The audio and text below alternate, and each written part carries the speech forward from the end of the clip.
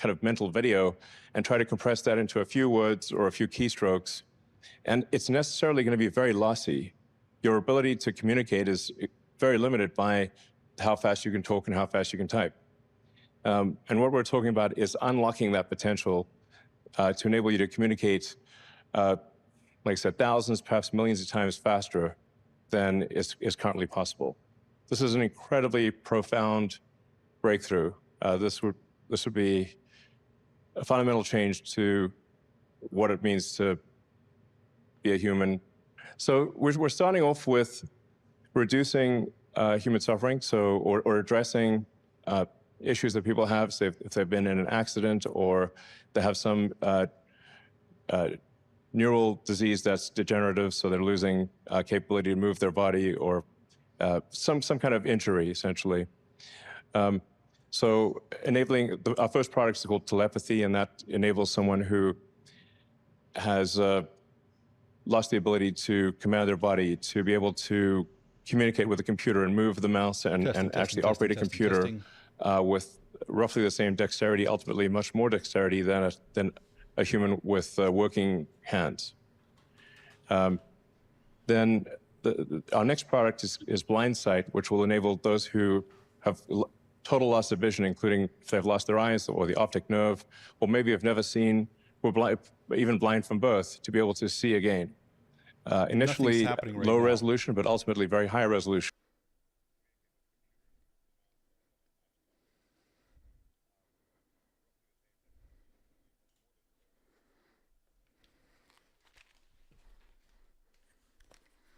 All right, sorry about that, everybody. So I just wanted to test the sound levels. We are good, so you're not missing anything. As far as I can tell, the stream hasn't started yet. If anybody sees the stream pop up, let me know. But so far, I'm looking, Elon hasn't posted anything. Let me see if XAI.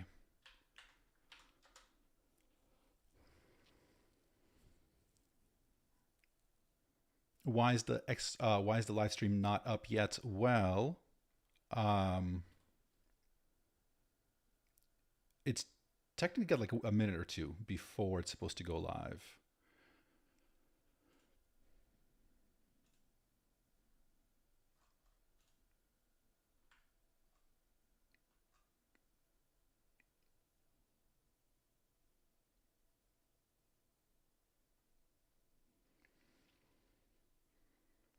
So this is supposed to be Stewie. How's Stewie like the first one in every one of my videos and every one of my live streams?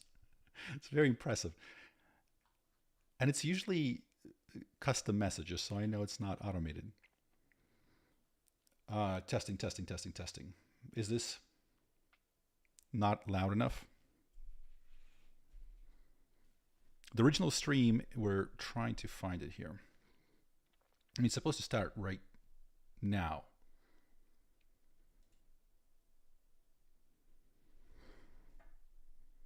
Testing. Test.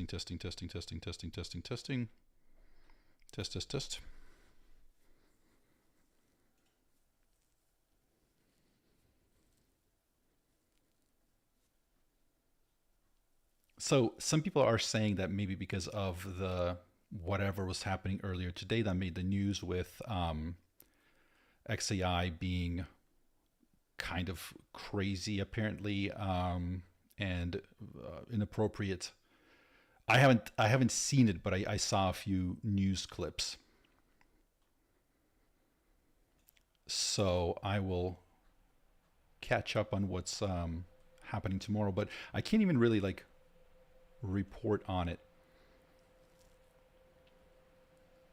I am excited for the release. I'm hoping it's still happening because of all the stuff of all the issues that they've ran into. But let's see.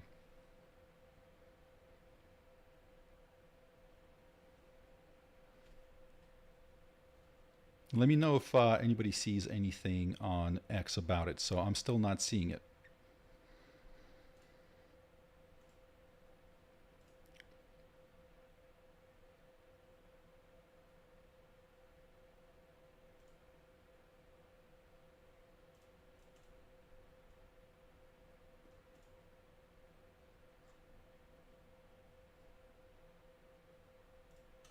Is anybody seeing anything?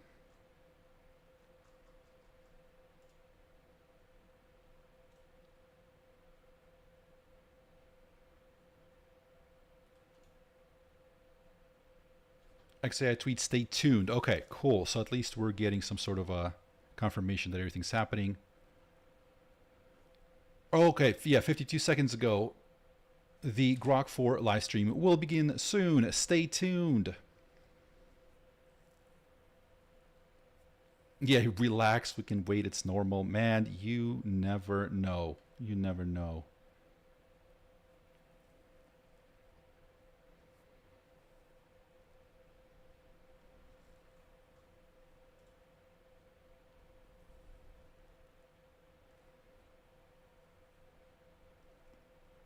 Where's everybody from? I'm curious, what time is it for wherever you are?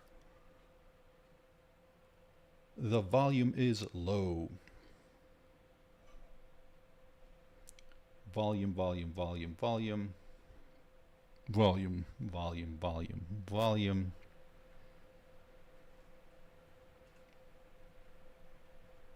Kind of late, yeah. So it's like, what, 8 p.m. Pacific. Somebody was saying in Germany it's like 5 in the morning, 4 in the morning.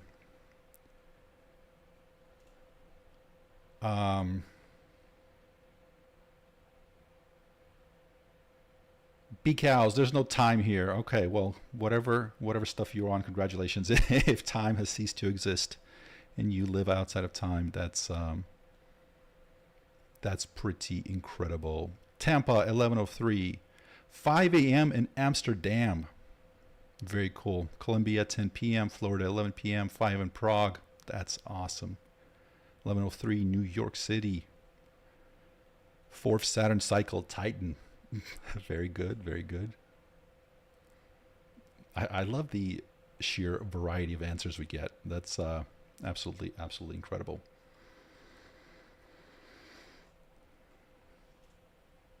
All right, so they're saying it's coming soon. Everybody stay tuned.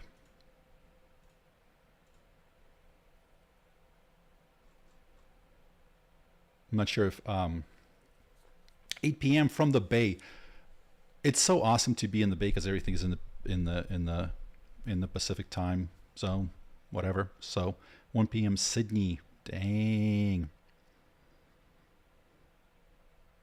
Sydney, Orlando, England, Rome, Nova Scotia, Canada, very, very cool. Argentina, India, very cool. Simi Valley, okay, that's awesome. I know where that is.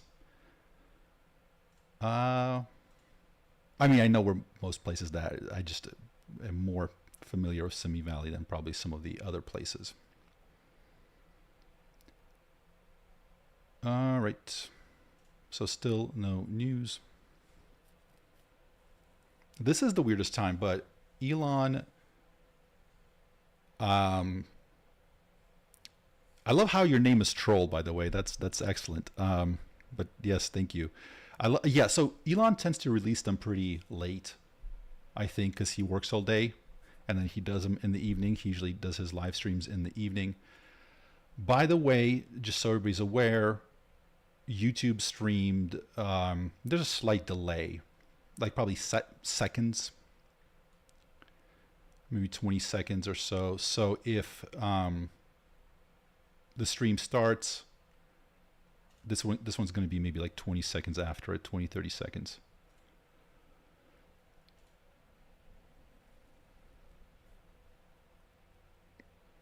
Elon has to release it before his midnight Diablo match. That's very good.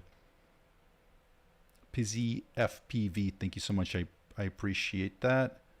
California, England Empire. Kind of know that area as well. Murrieta, Temecula, Menifee.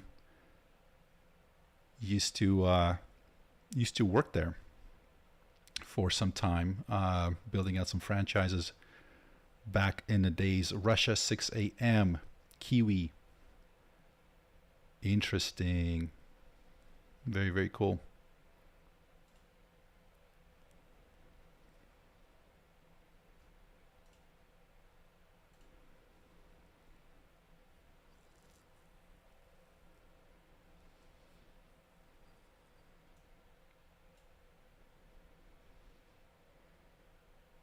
So somebody said, "Are you an Elon Musk fan?" It's interesting. We've actually okay. Let me switch to the desktop so we can just all sort of tune in.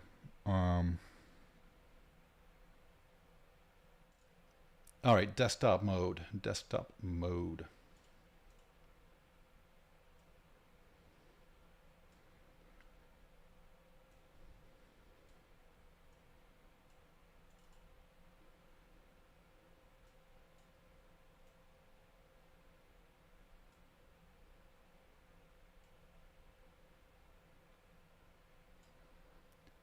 So Elon,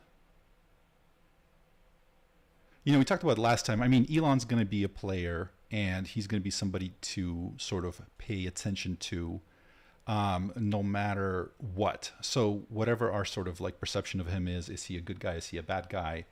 I did a poll on our new channel where we're going to be doing interviews with various people, asking people, and I asked something along the lines of like, what do you think about Elon? Is he mostly a good guy, mostly a bad guy, or just like an agent of chaos? And I think a lot of people said, but it was pretty split. But a lot of people like he's just like this agent of chaos.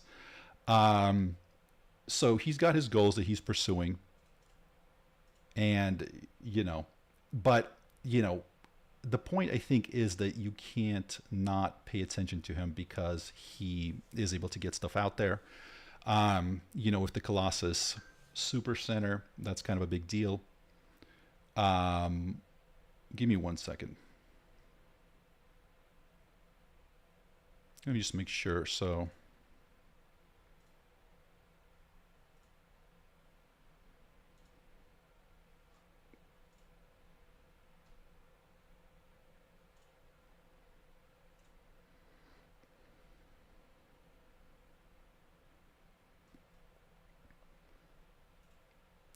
nothing quite yet.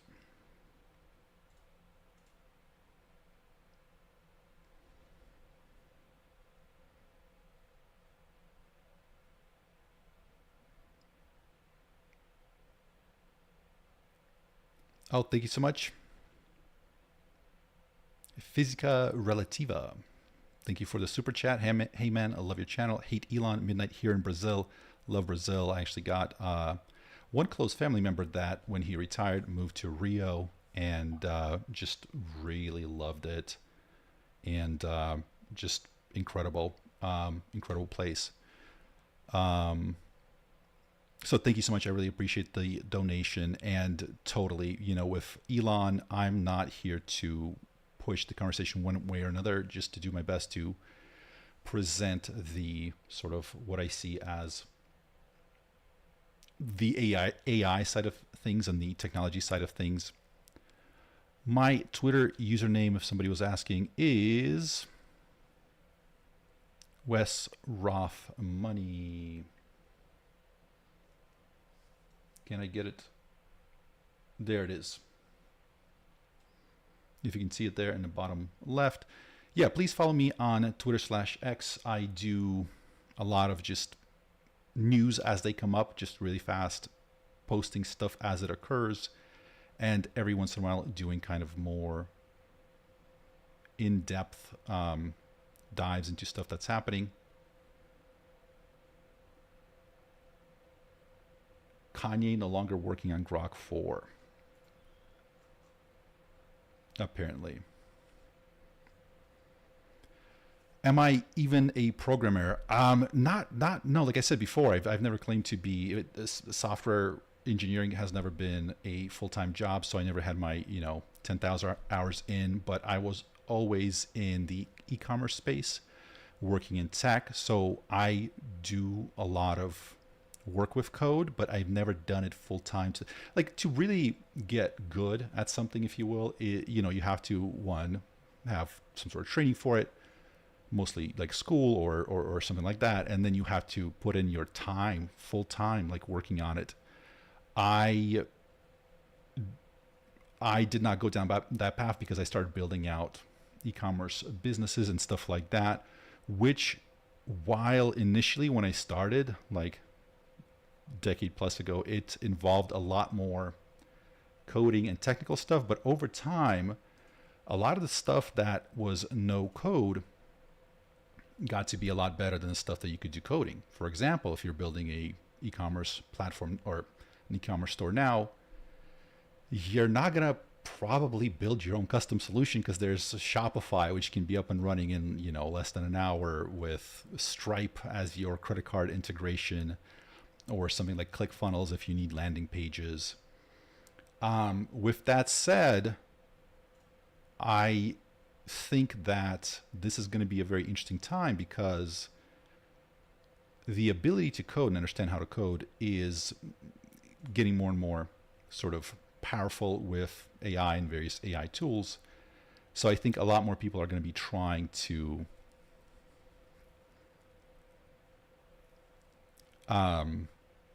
help people kind of move along in that journey, because there's a lot of people, like I think something like 3% of the world can code. And I feel like now it's a little bit different because maybe you don't need to, not everyone needs to be a software engineer. Not everybody needs to be an engineer. But I think a lot more people could benefit from understanding how code works and putting in some time into it to be able to interact with AI better. Can I do a collab video with Israel, but where I get buff? I'd watch that stuff. Thank you so much. I'm working on it every single day. Troll is saying, can you stop being bald? Thanks. So yeah, I feel like both of those things somehow are related to illegal supplements. Whether pure code is so powerful. World War 3 will be here before Grok 4. 3% of the world. Yeah, I think that's the number. Let me know if there's if that's not the correct figure. I believe roughly 3% of the world, if I understand correctly, can code.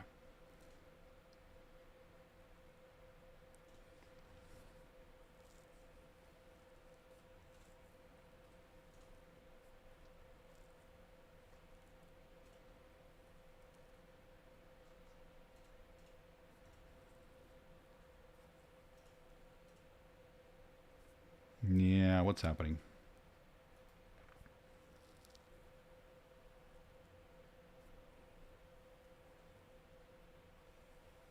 Audio is low. I'm getting to the yellow. I feel like this should be good. I can bump it just like 1% or 2%.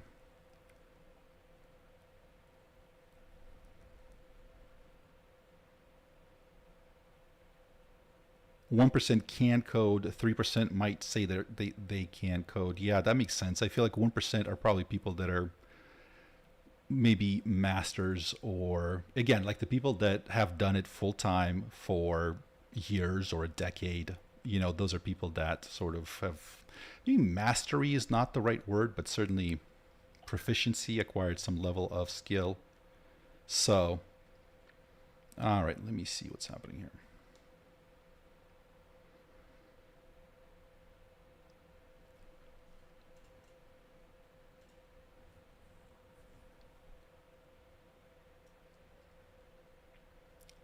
Dang, this is the most people I think I've had on at one time on a live stream.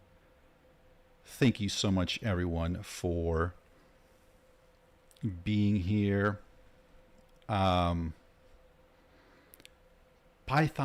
doesn't count. Yeah, no, I mean, if you want to be like an engineer, but I think Python is a great place to start for people just coming into it. I apologize if I missed some super chats. Andrew AI, thank you so much for the super chat. Hiya from the Fox. Echo. Elon, rich, very rich, yet never fixes old X bugs. Yeah, the whole idea of move fast and break things certainly makes a lot of sense here. We had an incredible interview today, me and Dylan. I think he's going to be on later. It's a GPT thing. It's a GPT thing for $4.99 super chat. Thank you so much. What's your P doom these days? I love your content, by the way. Thank you so much. I appreciate that.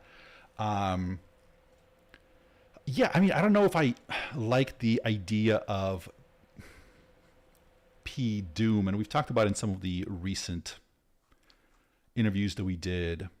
I don't know if I have some number. I don't know how people arrive at their numbers. I do like the idea of breaking the various existential risks into categories.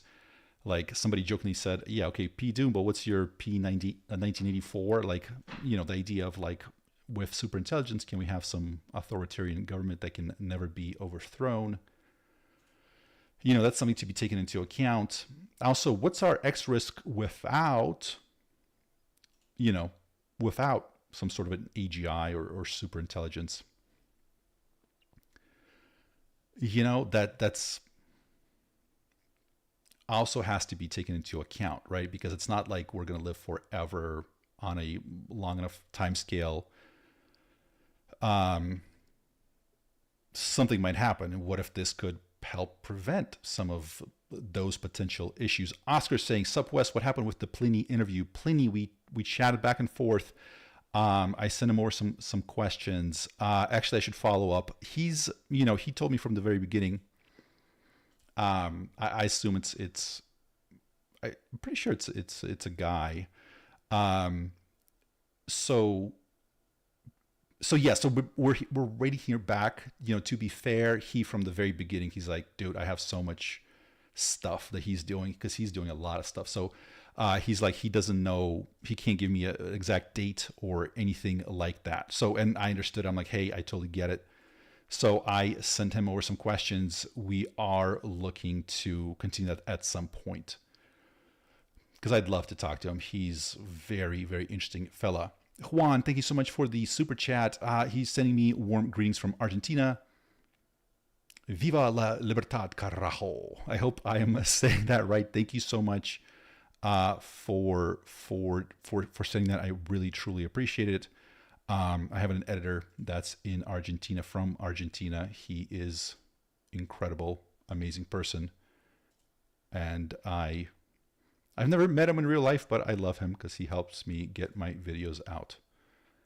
And he gets my humor. He knows when I'm making a joke. And he'll, like, I don't know, sometimes put like a little sound effect or something. Like he gets my humor without me having to explain it, which is good.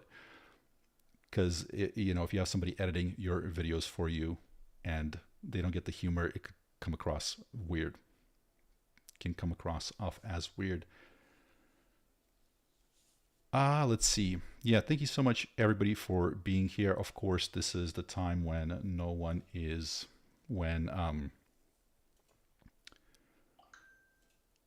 nothing's working as intended. I'm still glad everyone's here. I appreciate all of you.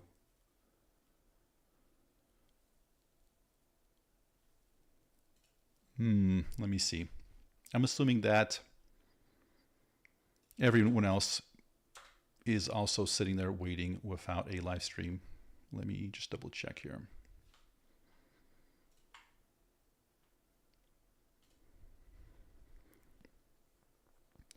For anyone that's seen those AI dubbed AI voices for my channel or other channels, how good are they? So YouTube now automatically dubs in other languages as well. And I've been seeing that.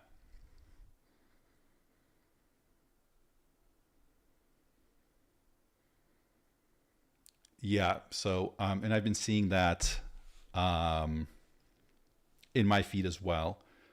So it sounds kind of bad in English, I feel like. So if anybody has tried that, let me know. Is it good or bad? What's my expectations?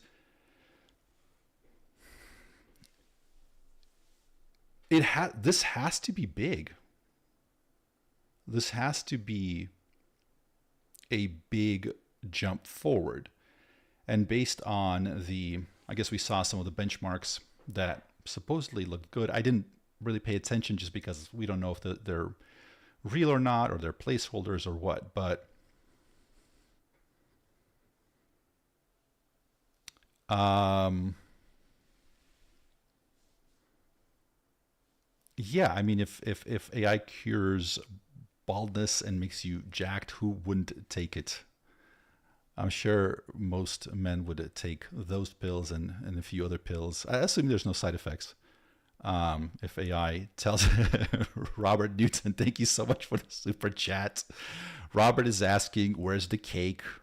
Does anybody know the answer to that? Please post it in chat. Robert Newton wants to know, where's the cake? Please, please, please post in chat where the cake is. Let's reveal the truth about the cake. The cake is a lie, Paul, too. Thank you. The cake is a lie. Beautiful. Thank you. I'm so happy that people know that reference.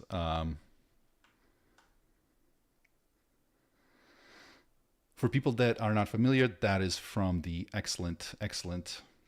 I mean, it was both Portal 1 and Portal 2, I think, that had that sort of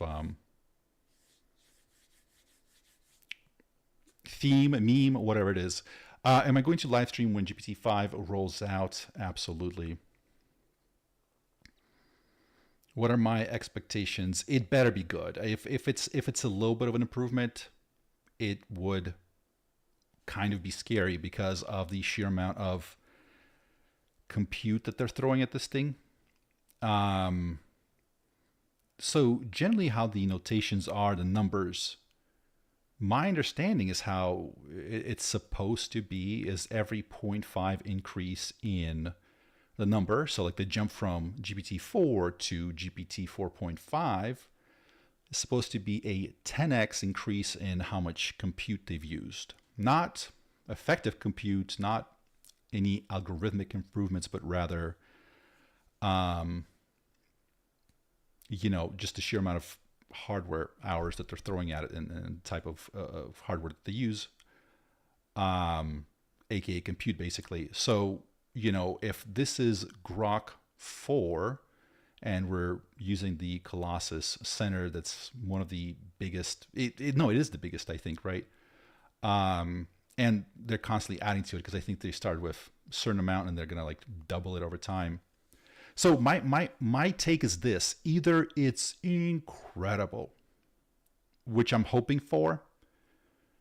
If not, then we have some issues. My daily driver right now, Rick is asking, is I use O3 Pro like there's no tomorrow. I use O3 Pro so much. O3 Pro is so good. It just, because what it does is it's more of a system than like just a model, because it's doing so much stuff behind the scenes that you don't even see. And so it does a bunch of searches. It runs some code to calculate stuff if it needs to. So it's basically the model plus search plus like the research thing, deep research.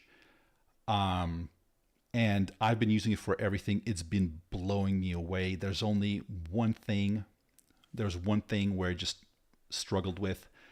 Because sometimes I use it for, like, we've been interviewing a lot of people on our new Wes and Dylan interview channel. Dylan, are you in chat? Let me know if you're in chat. I don't know if I saw you, if you're in here or not, but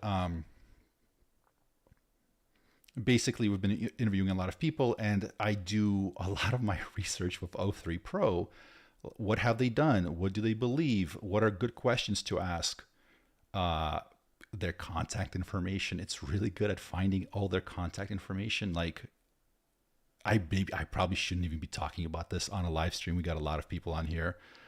But man, is it really good at finding like everyone's contact information. And it also kind of knows like how likely they're to, like, I was looking for a person that's fairly big and well known. Like if I said it, like everybody's going to know their name. And I was looking for the contact info, and they listed like 10 different ones. And they said, oh, but his, not the Substack, the mailing service where he runs his newsletter. Grok 4 live demo. Hang on. I think there's some traction. Hang on, you guys.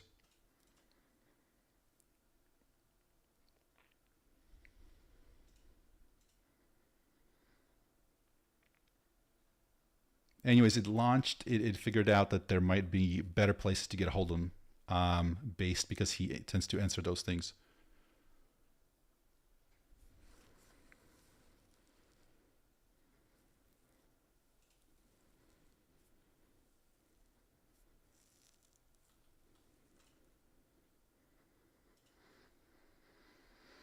Is anybody seeing anything?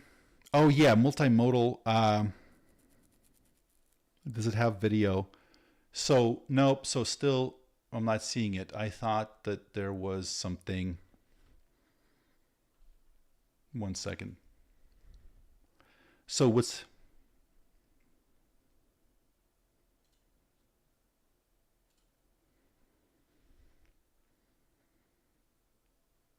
So there's another YouTuber in this space called Gosu Coder, and really cool person. We've briefly interacted online, and so I think he's live streaming as well. Still, we're both just waiting for the for something to happen here.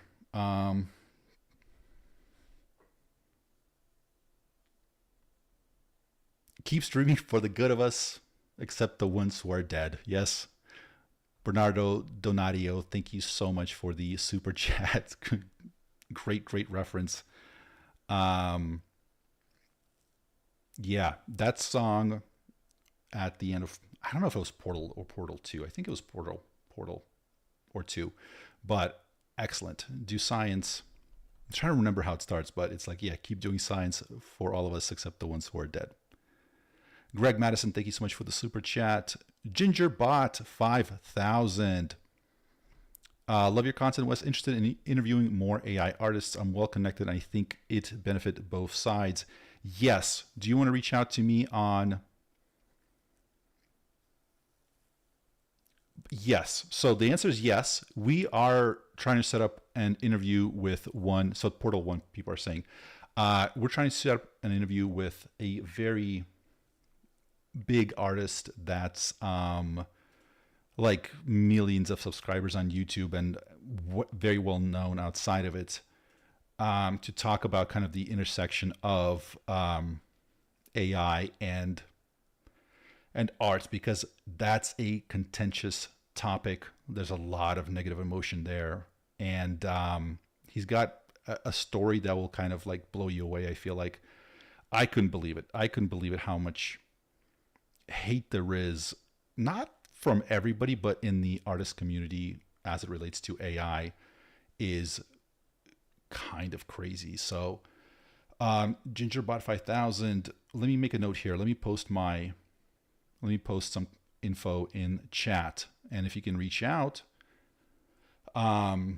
yes, we are interested. We have a lot of people lined up, but we're always looking for great people that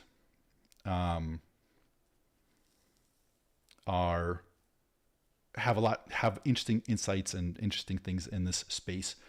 We interviewed a lawyer today that is a very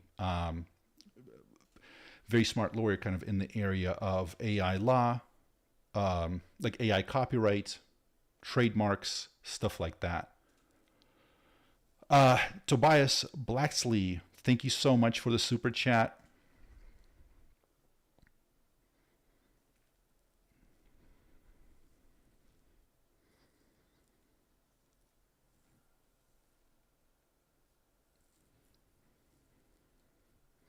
Yeah, so Gingerbot,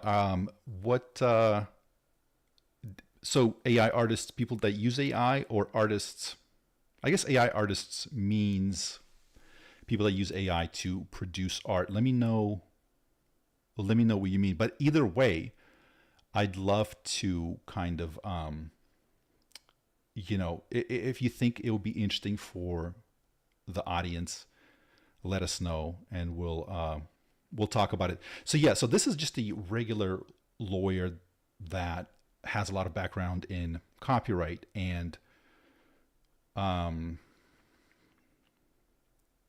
patent law and stuff like that. And so specifically, we talked to her about what the new things are happening with the new laws that are coming out. I mean, if people have been following the Anthropic lawsuit for copyrights and the Meta lawsuits for copyrights, those have been insane because we're finally getting clarity on what it means to train on copyrighted works.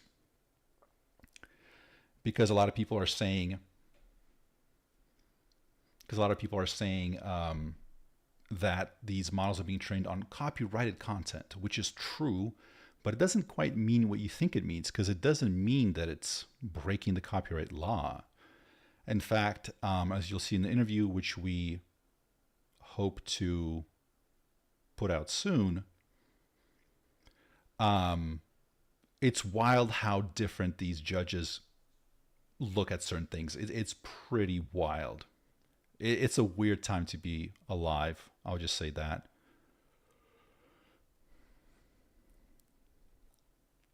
What's my cyberpunk dystopia? I don't know, man. I'm an optimist, but also I feel like a lot of that is just wiring and how you are, just whether that's genetic or whatever. I tend to be pretty positive. So while I am very positive about AI, I'm also not here to say that I know something for a fact. So I feel like if we play our cards right, we'll live kind of in a post-scarcity society. And the sort of opportunity cost, you're not going to need to be as bad to live a good life or whatever. Like, there's not going to be as much of a drive for certain stuff. And I mean, we've talked about this on various podcasts. I think overall, when you give people more resources and more freedom and stuff like that, they tend to live better lives. Great chat with Israel, Dr. Mike Israel. I think he presents it in a very good light. Because his background, I think he presents it very well, a very good argument, and I agree with a lot of the stuff that he's saying. R34CT, thanks. React. Nailed it. React. Thanks for streaming and providing a space for us to hang out. This community is funny / special. Yes, so that's well said. Feels like hanging out with friends. I love that about, all the people in here. Thank you so much. You are amazing, amazing people. I like doing these live streams, even though this is not the main thing that I do. Like, I enjoy this. I enjoy this a lot because I get to hang out with people. You guys crack me up. I learn a lot. So just seriously, thank you for being here. Thank you for being so cool. I do really, really appreciate that. And React, thank you so much. I'm glad you're enjoying it. I am enjoying it as well. Hopefully everybody else is too. Do you think it's going to beat O3 Pro? So the thing is, O3 Pro has a lot more stuff going on behind the scenes than is obvious. So they have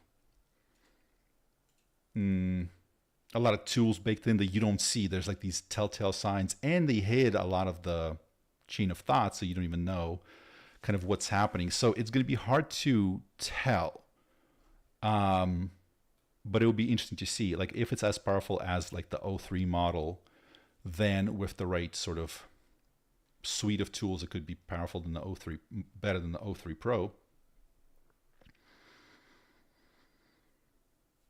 Did I miss anybody? Let's see.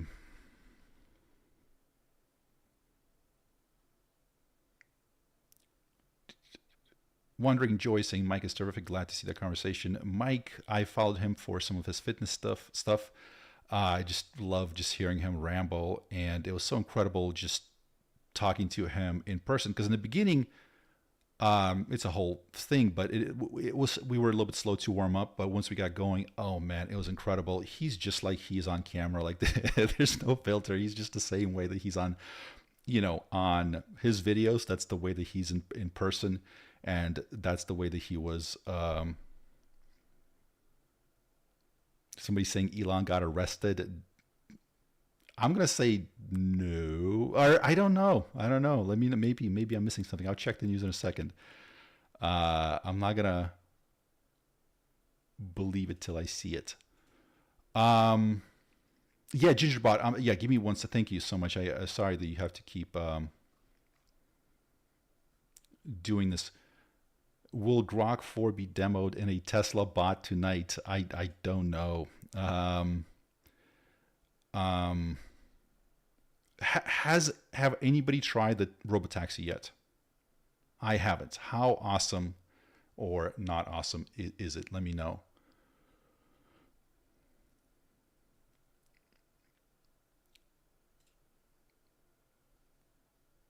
Okay.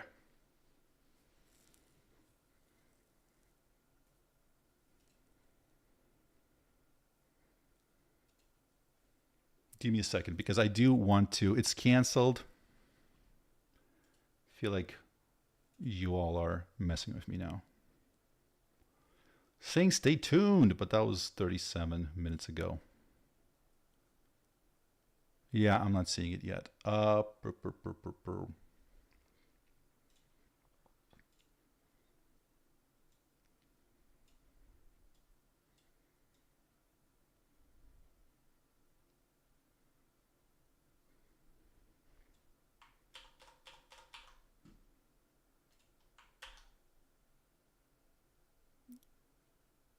Crypto King, shout out. Okay, I just pinned a message. Okay, so that's Wes Dylan Pod at gmail.com. We just made a free Gmail address just to get stuff, stuff for specifically for that channel. I hope I didn't just blow that email up. So yes, so Wes Dylan Pod, I pinned it at the top so you guys can see how that's spelled. Wes Dylan Pod at gmail.com is our, so yeah, Gingerbot, I hope you're seeing this.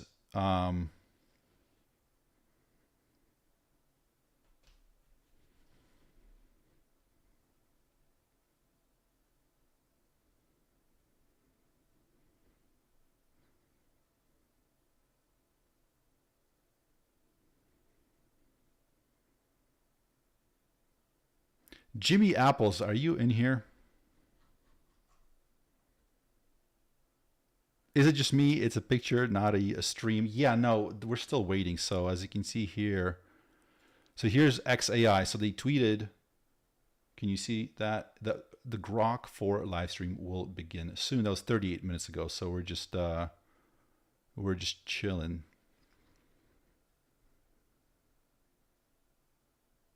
Elon o'clock is an hour late. That's a good one.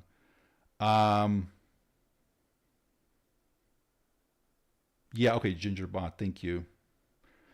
If you know somebody that you think would be a good interview, if you can put them in touch with us.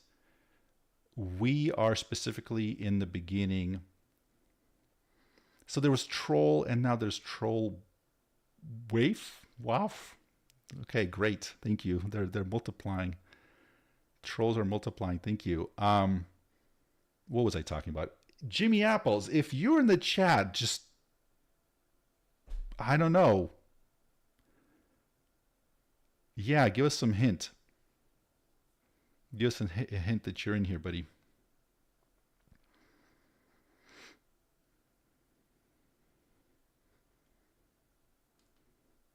So yeah, people are...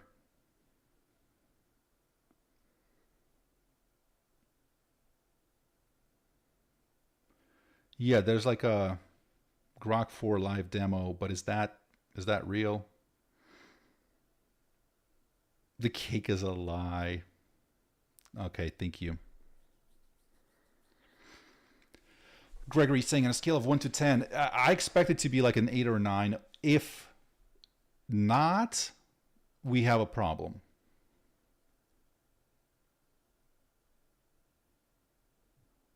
Then we have a problem because something's off. Like with that increase in everything, it should have been a pretty big jump.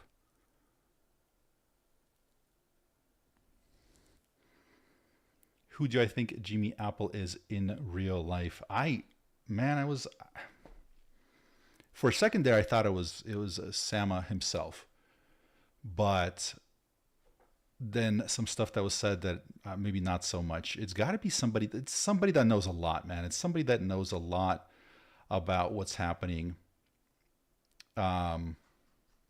inside all these companies. Like before Sam Altman got fired,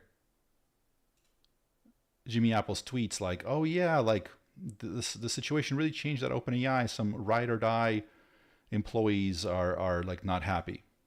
That was like 4 or 6 weeks before that whole fallout happened. It's Lee. Thank you so much for your super chat. I make hip hop music using AI vocals, but I write everything and create lip sync videos for my songs. Marketing is hard due to general AI art sentiment. Yes, we're going to be doing an interview with somebody that's big in the space. That's an actual performer with a huge following. That kind of mentioned to his other artists in the space during a big speech that they were giving. I can't give any details. But the hate that AI music and various AI tools receive is just incredible to me. I'm kind of blown away, but yes, but yeah, good luck with that. And I saw a post where this, I guess she's a female singer. She was losing her voice. I think she's like at the hospital, and AI helped her capture how she wanted to sound. And she was doing like a little live stream or whatever on X.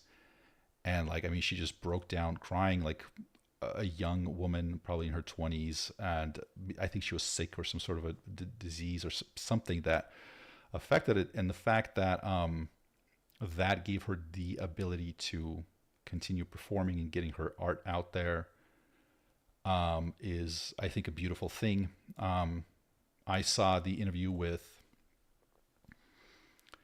who's that guy, the producer that's like behind like all of the best bands in the world, Rick Rubin, right? So he was saying how he's sort of embracing the ideas of using AI for vibe coding and vibe everything. So, like he's saying he doesn't have any skills or talent or whatever, but he has great taste. And so that's what allowed him to help a lot of these very, very talented artists kind of reach in and pull out their abilities because he has great taste. And that's why he is so into the idea of AI. Because what if you don't have talent or the technical skills? This still allows you to produce beautiful stuff. You know, is that horrible? I mean, obviously it's going to impact the artist community. I get that. But it's also going to do some good. No, not Rick Rubin. Why? What's wrong with Rick Rubin? Tell me. I'm actually kind of impressed with his abilities. When I realized what sort of different bands he's behind, because he's behind like Jay-Z, but also System of a Down, Eminem, but also like Slayer. I think he worked with like Metallica, and just like any band that's good, he's somehow helped them. Bernardo Donadio, apparently we're not out of beta nor releasing on time. Yeah,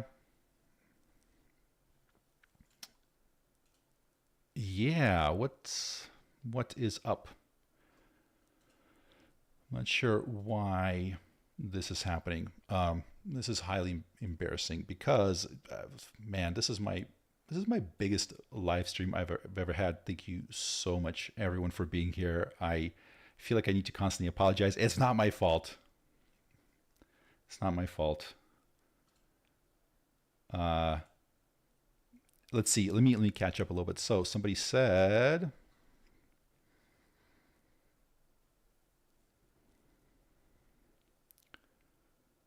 what did I miss? Oh, somebody. Okay.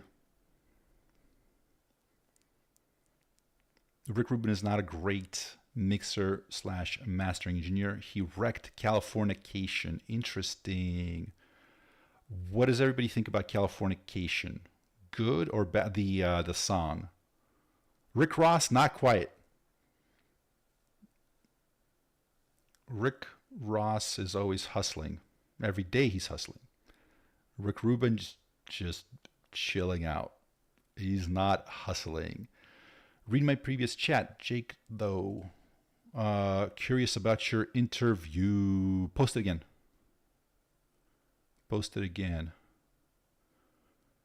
Because it's hard. There's a lot of people talking. It's hard. Post it again and let me see if I can see it. Okay, so you got the purple avatar.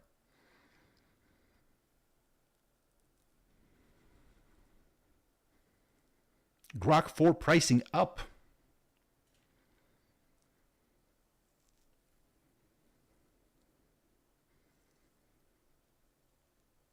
It's a super chat. Oh. Sorry, did I miss one? Sorry. It's kind of late, so I am...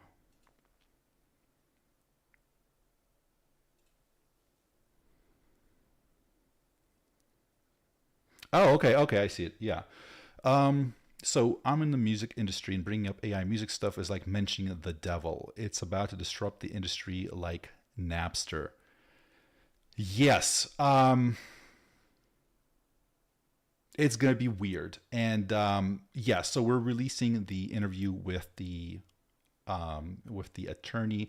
She's a professor. She is a attorney practicing law for some like big, like she's the real deal. I was blown away by how much knowledge she has and how well she articulated everything, but how clear she made everything in terms of these like laws. And yeah, if anyone is interested in the AI space, if anyone is interested in how copyright and all that stuff sort of goes along with that, I suggest you watch it. We're going to be posting that hopefully, within the next 7 days or so, I'm hoping.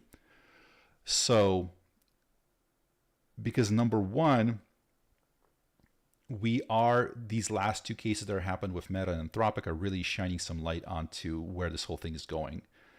And number one, it's good for AI. Really good. Logan Kilpatrick made a Grok tweet. Oh boy. What did he say?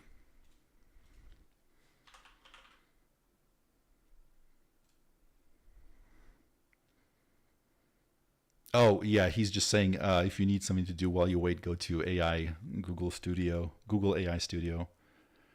Yeah. Logan would be great to interview as well. Why am I on that list? You will never know. I made sure you never find out.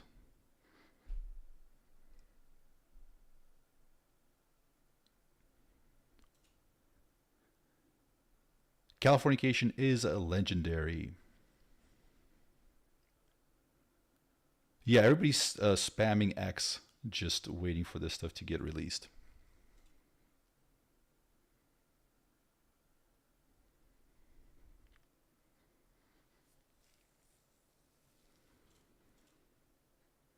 Yeah, I mean, I'm refreshing it every few seconds. And also I'm watching on a live stream, so if they figure it out. Oh, okay. So actually the pricing is up. So let's check out the pricing.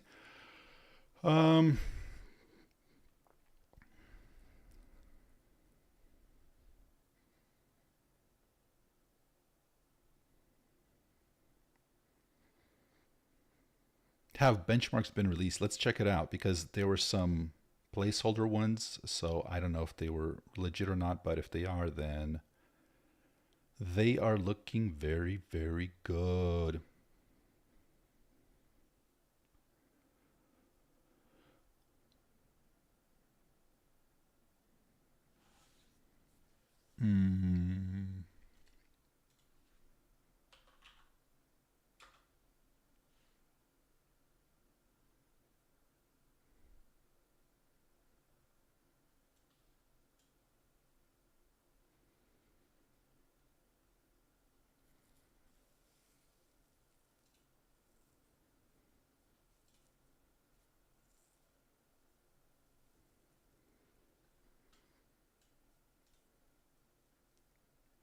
Does anybody know where the GROK pricing appeared? GROK. Is it on console?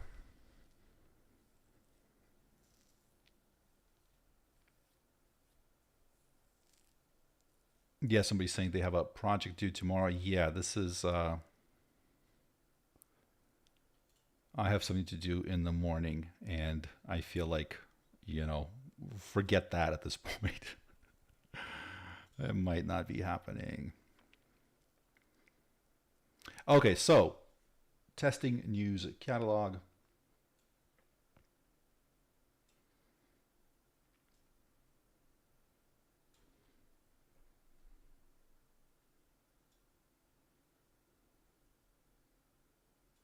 All right, breaking a $300 monthly plan that also appears on GROK as Super GROK Heavy. Oh, wait.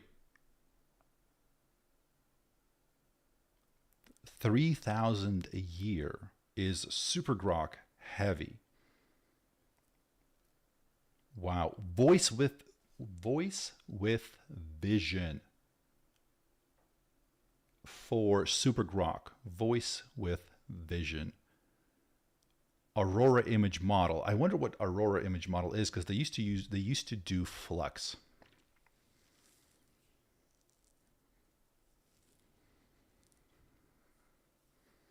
How many here have used something like Comfy UI to produce stuff on their computer? Like OpenAI, like open source models and stuff like that. How interested are people in the open source models? I recently started doing more and more stuff with, like, looking more into that, like Comfy UI, Flux. Flux used to be the thing that supported GROK's image generation.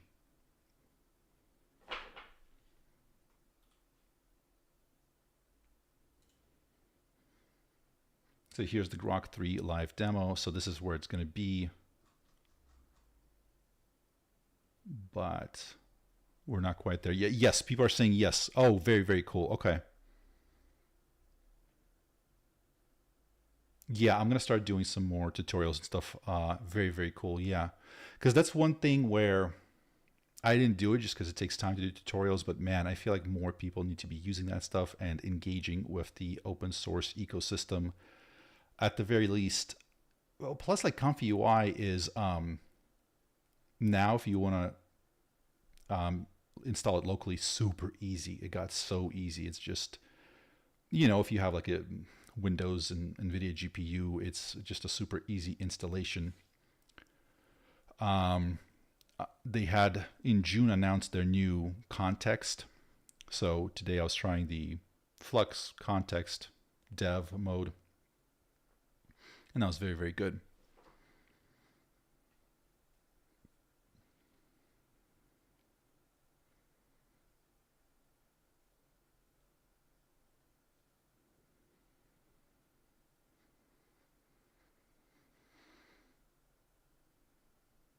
Yes. So yeah, if anybody knows anybody that's cool to interview that you think we should have on the show, please let us know.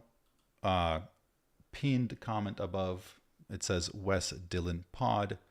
So that's our contact info. It's wesdillonpod@gmail.com. So if you have, connections with people that would be interesting for us, in the space, let us know. We'd love to hear it. Or if you are somebody that you think that would be interesting for the audience, we, in the beginning, were a little bit more limited in how who we're going to be talking about to, since we want to, in the beginning, bring some recognizable names to establish a track record so that we can reach out to the bigger names in the space to get them and kind of interview them so that you guys have access to that. But there's like a lot of people that maybe aren't as well known but have some amazing things to say, and we are planning to, you know, try to do more of that within the next few months. So if that makes sense. Jimmy Apple is here, really.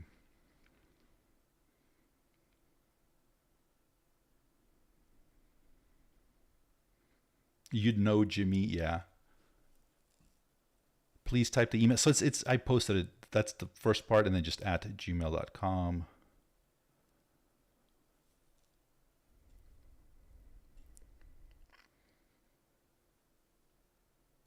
So for people not familiar, this is the new channel, Wes and Dylan. So we interviewed Mike Israetel. These two guys from the Svik podcast. So they're this guy over here, he's the ex-Google director of engineering. The person here in the middle, he did a lot of the M&A for Google. Really smart, funny dudes. I love talking to them. Dr. Know-It-All. And we've got a lot more really cool stuff coming very, very soon.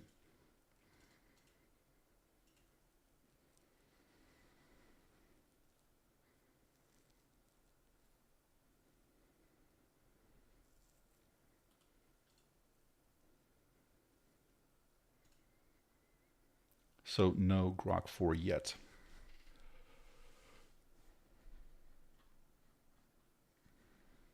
Immortality when?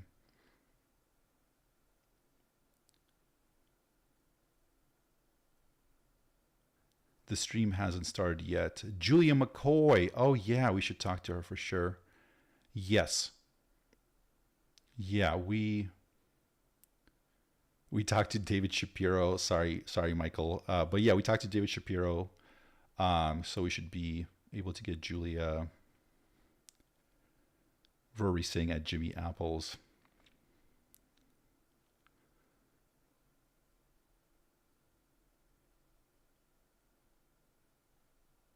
Miss Reclusivity. It looks like it's not going live at 8. It's 9. 9. Very good. Very good. That's very, very well said. 9 it is. Yes, thank you, Wes Dylan, gain a follower. Thank you so much. I appreciate that. Wait, what? Jimmy Apples is this the real Jimmy Apples? Jimmy, everybody wants to know who you are in real life. Settle a bet for us. If it's indeed you, Jiminy, we'd be very curious to know exactly who you are. I thought you were Sam Altman at some point. I had this nagging suspicion, but probably not. But I feel like you got to be on the inside, not just OpenAI, but like some other stuff as well. It seems like. So.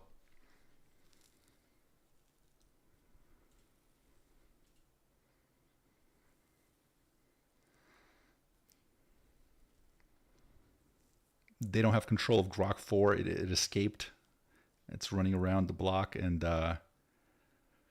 my bet is on Andre Karpathy. I feel like Andre Karpathy is he's just like super nice and pleasant. And you know what I mean? Jimmy, I feel like, has got a lot more of an edge. It seems like. But who knows? Maybe that's like the whole Jekyll and Hyde thing, right? It's live. Okay, if it's live, you guys are going to see it with like the 20-second delay, but oh, all right. Let's do the damn thing.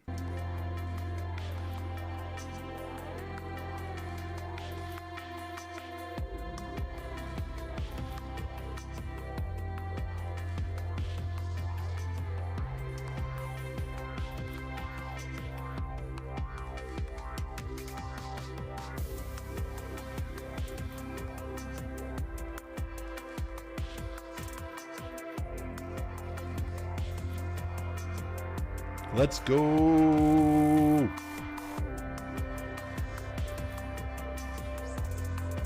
Hype, hype, hype, hype, hype.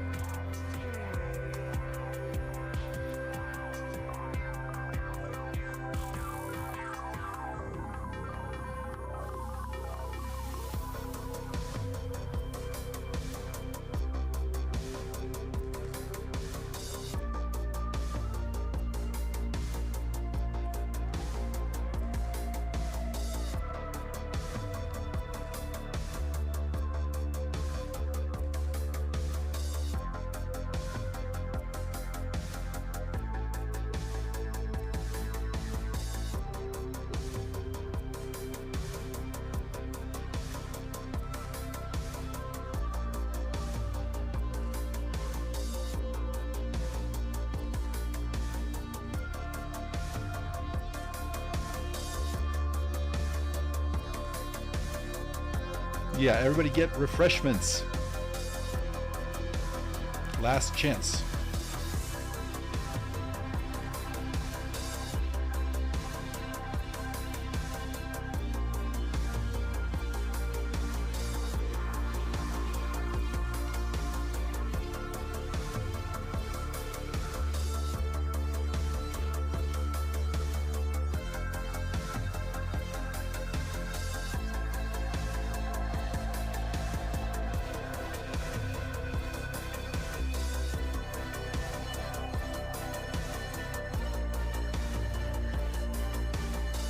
Leroy Jenkins. Yeah, you guys weren't kidding.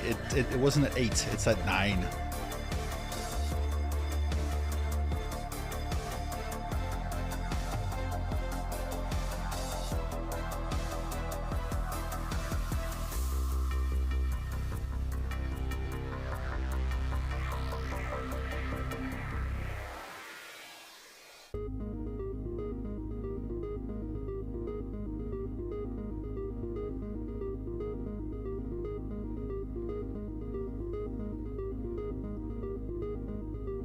Dr. Alan Thompson, thank you.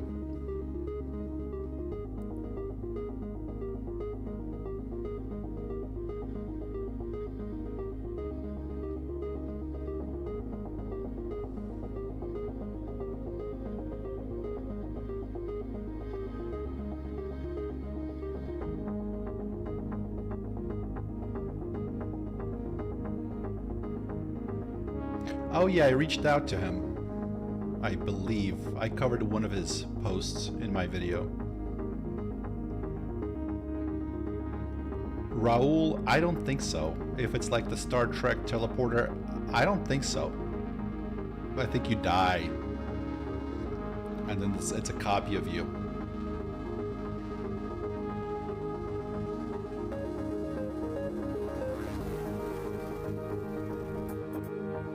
Yeah, we should have chat, at least until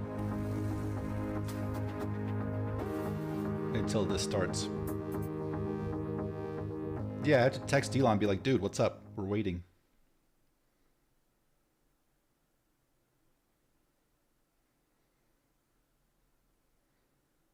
In a world where knowledge shapes destiny, one creation dares to redefine the future. From the minds at XAI, prepare for GROK 4. This summer, the next generation arrives, faster, smarter, bolder. It sees beyond the horizon, answers the unasked, and challenges the impossible. GROK 4, Unleash the Truth, coming this summer. All right, welcome to the GROK 4 release here. This is the smartest AI in the world, and we're going to show you exactly how and why. It really is remarkable to see the advancement of artificial intelligence, how quickly it is evolving. I sometimes compare it to the growth of a human and how fast a human learns and gains conscious awareness and understanding. And AI is advancing just vastly faster than any human. I mean, we're going to take you through a bunch of benchmarks that that Grok 4 is able to achieve incredible numbers on. But it's actually worth noting that Grok 4, if given like the SAT, would get perfect SATs every time, even if it's never seen the questions before.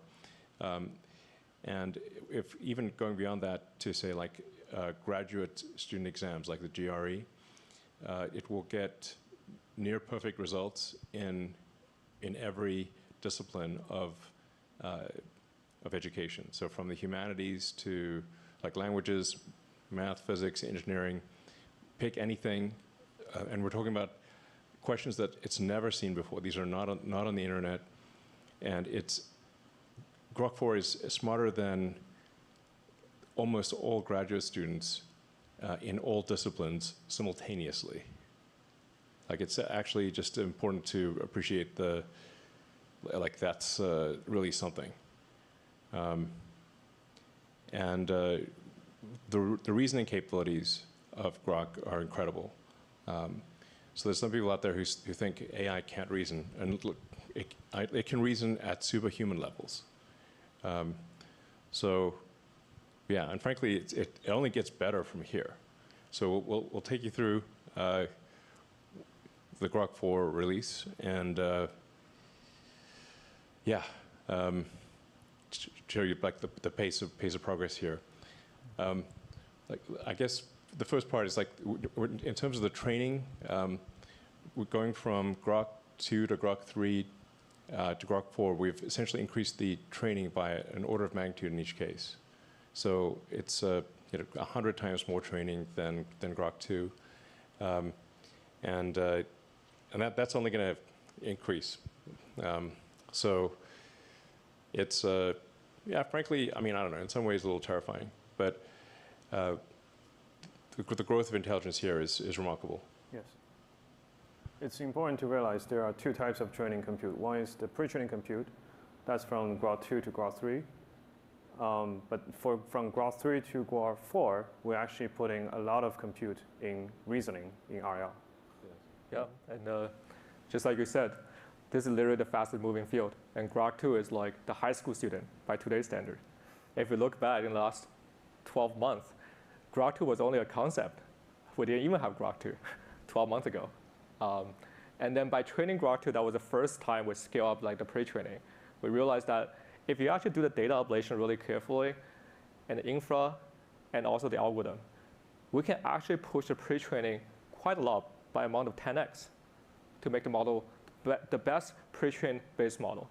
And that's why we built Colossus, the world's supercomputer with 100,000 H100. And then with the best pre-trained model, and we realized if you can collect these verifiable outcome reward, you can actually train this model to start thinking from the first principle, start to reason, correct its own mistakes. And that's where the Grok 3 reasoning comes from. And today we ask the question, what happens if you take the expansion of the Colossus with all 200,000 GPUs, put all these into RL, 10x more compute than any of the models out there on reinforcement learning, unprecedented scale, what's going to happen? So this is the story of Grok 4, and Tony share some insight with the audience. Yeah. Let's just talk about how smart Grok 4 is. So I guess we can start discussing this benchmark called Humanities Last Exam. And this benchmark is a very, very challenging benchmark. Every single problem is curated by subject matter experts. It's in total 2,500 problems, and it consists of many different subjects: mathematics, natural sciences, engineering, and also all the humanities subjects. So essentially, when it was first released, actually like earlier this year, most of the models out there can only get single-digit accuracy on this benchmark. Yeah, so we can look at some of those examples. So there is this mathematical problem, which is about natural transformations in category theory. And there's this organic chemistry problem that talks about electrocyclic reactions.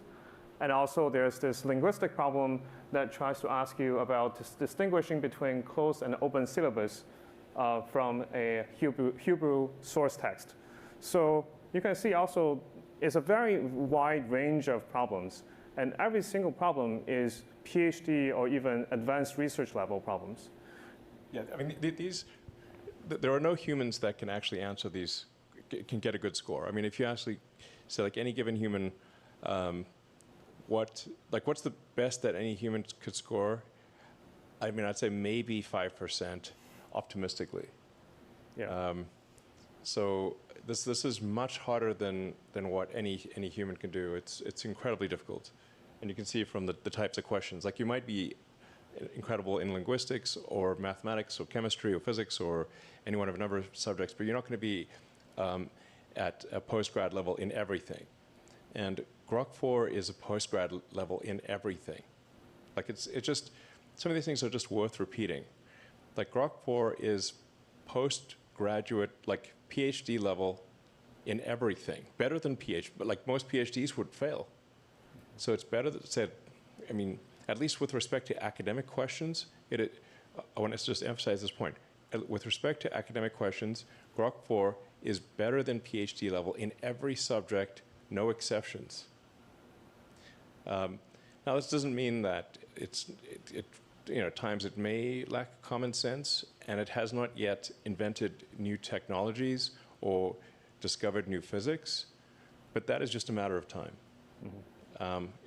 I think it may discover new technologies as soon as later this year, and I would be shocked if it has not done so next year. So I would expect GROK to, literally discover new technologies that are actually useful no later than next year and maybe end of this year. And it might discover new physics next year. And within 2 years, I'd say almost certainly. Like, so just let that sink in. Yeah. So okay, so I guess we can talk about what's behind the scene of GROK 4. As Jimmy mentioned, we actually throwing a lot of compute into this training. When it started, it's only also a single digit. Sorry, the previous slide. Sorry. Yeah, it's only a single digit number. But as you start putting in more and more training compute, it started to gradually become smarter and smarter, and eventually solved a quarter of the HLE problems. And this is without any tools. The next thing we did was to adding tools capabilities to the model. And unlike GROK 3, I think GROK 3 actually is able to use CRO as well, but here we actually make it more native in the sense that we put the tools into training. GROK 3 was only relying on generalization. Here, we actually put the tools into training. And it turns out this significantly improves the model's capability of using those tools. Yeah, I remember we had like deep search back in the days. Yeah. So how is this different? Yeah, exactly. So deep search was exactly the GROK 3 reasoning model, but without any specific training, but we only asked it to use those tools. So compared to this, it was much weaker in terms of its tool capabilities. And unreliable. Yeah. And unreliable, right. Yes. And to be clear, like, these are still, I'd say, this is still fairly primitive tool use. If you compare it to, say, the tools that are used at Tesla or SpaceX, where you're using, finite element analysis and computational fluid dynamics, and you're able to run, or say, like Tesla does, like crash simulations, where the simulations are so close to reality that if the test doesn't match the simulation, you assume that the test article is wrong. That's how good the simulations are. So GROK is not currently using any of the tools, the really powerful tools that a company would use, but that is something that we will provide it with later this year. So we'll have the tools that a company has, and have very accurate physics simulator. Ultimately, the thing that'll make the biggest difference is being able to interact with the real world via humanoid robots. So you combine sort of Grok with Optimus, and it can actually interact with the real world and figure out it can formulate an hypothesis and then confirm if that hypothesis is true or not. So we're really, I think about like where we are today. We're at the beginning of an immense intelligence explosion. We're in the intelligence Big Bang right now, and we're at the most interesting time to be alive of any time in history. Yeah.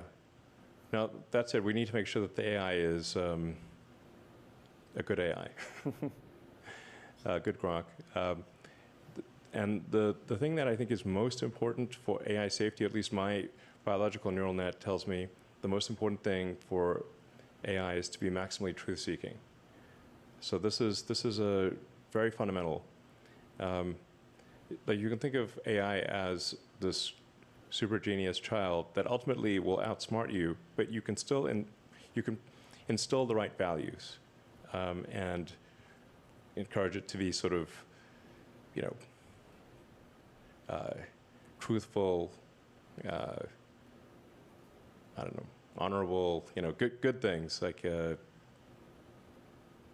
values you want to instill in a child that would ultimately grow up to be incredibly powerful. Yeah. So yeah, so this is really, I'd say, we say tools. These are, I'd say, still primitive tools, not the kind of tools that serious commercial companies use. But we will provide it with those tools, and I think it will be able to solve, with those tools, real-world technology problems. In fact, I'm certain of it. It's just a question of how long it takes. Yes, exactly. So is it just compute all you need, Tony? Sorry? Is it just compute all you need at this point? Well, you need compute plus the right tools, and then ultimately to be able to interact with the physical world. Yes. And then, we'll effectively have an economy that is, well, ultimately an economy that is thousands of times bigger than our current economy, or maybe millions of times. I mean, if you think of civilization as percentage completion of the Kardashev scale, where Kardashev 1 is using all the energy output of a planet, and Kardashev 2 is using all the energy output of a sun, and 3 is all the energy output of a galaxy. We're only, in my opinion, probably like closer to 1% of Kardashev 1 than we are to 10%. So like maybe a point or 1 or 2% of Kardashev 1. So we will get to most of the way, like 80-90% Kardashev 1, and then hopefully, if civilization doesn't self-annihilate, and then Kardashev 2, like it's the actual notion of a human economy, assuming civilization continues to progress, will seem very quaint in retrospect. It will seem like sort of cavemen throwing sticks into a fire level of economy compared to what the future will hold. I mean, it's very exciting. I mean, I've been at times kind of worried about, like, well, is this seems like it's somewhat unnerving to have intelligence created that is far greater than our own. And will this be bad or good for humanity? It's like I think it'll be good. Most likely it'll be good. Yeah. Yeah. But I somewhat reconciled myself to the fact that even if it wasn't going to be good, I'd at least like to be alive to see it happen. So, yeah. So, actually, one yeah, I think one technical problem that we still need to solve, besides just compute, is how do we unblock the data bottleneck? Because when we try to scale up the RL, in this case, we did invent a lot of new techniques, innovations, to allow us to figure out how to find a lot of challenging RL problems to work on. It's not just the problem itself needs to be challenging, but also it needs to be, you also need to have like a reliable signal to tell the model, you did it wrong, you did it right. This is the sort of the principle of reinforcement learning. And as the models get smarter and smarter, the number of cool problems or challenging problems will be less and less. Yeah. So it's going to be a new type of challenge that we need to surpass besides just compute. Yeah. Yeah, we actually are running out of actual test questions to ask. So there's like even questions that are ridiculously hard, if not essentially impossible for humans, that are written down questions are swiftly becoming trivial for AI. Mm-hmm. So then there's, but you know, the one thing that is an excellent judge of things is reality. So, because physics is the law, ultimately, everything else is a recommendation. You can't break physics. So the ultimate test, I think, for whether an AI is, the ultimate reasoning test is reality. Yes. So you invent a new technology, like say, improve the design of a car or a rocket, or create a new medication, mm-hmm. And does it work? Yeah. Does the rocket get to orbit? Does the car drive? Does the medicine work? Whatever the case may be, reality is the ultimate judge here. So it's going to be reinforcement learning, closing the loop around reality. We asked the question, how do we even go further? So actually, we are thinking about now, with single agent, we're able to solve 40% of the problem. What if we have multiple agents running at the same time? So this is what's called test and compute. And as we scale up the test and compute, actually, we are able to solve almost more than 50% of the text-only subset of the HLE problems. So it's a remarkable achievement, I think. Yeah, this is insanely difficult. So what we're saying is like a majority of the text-based of humanities, scarily named humanities last exam, Grok 4 can solve, and you can try it out for yourself. And with the Grok 4 Heavy, what it does is it spawns multiple agents in parallel, and all of those agents do work independently, and then they compare their work, and they decide which one. Like it's like a study group, and it's not as simple as a majority vote, because often only one of the agents actually figures out the trick, or figures out the solution. But once they share the trick or figure out what the real nature of the problem is, they share that solution with the other agents, and then they essentially compare notes, and then yield an answer. Yeah. So that's the heavy part of Grok 4, is where you scale up the test time compute by roughly an order of magnitude, have multiple agents tackle the task, and then they compare their work, and they put forward what they think is the best result.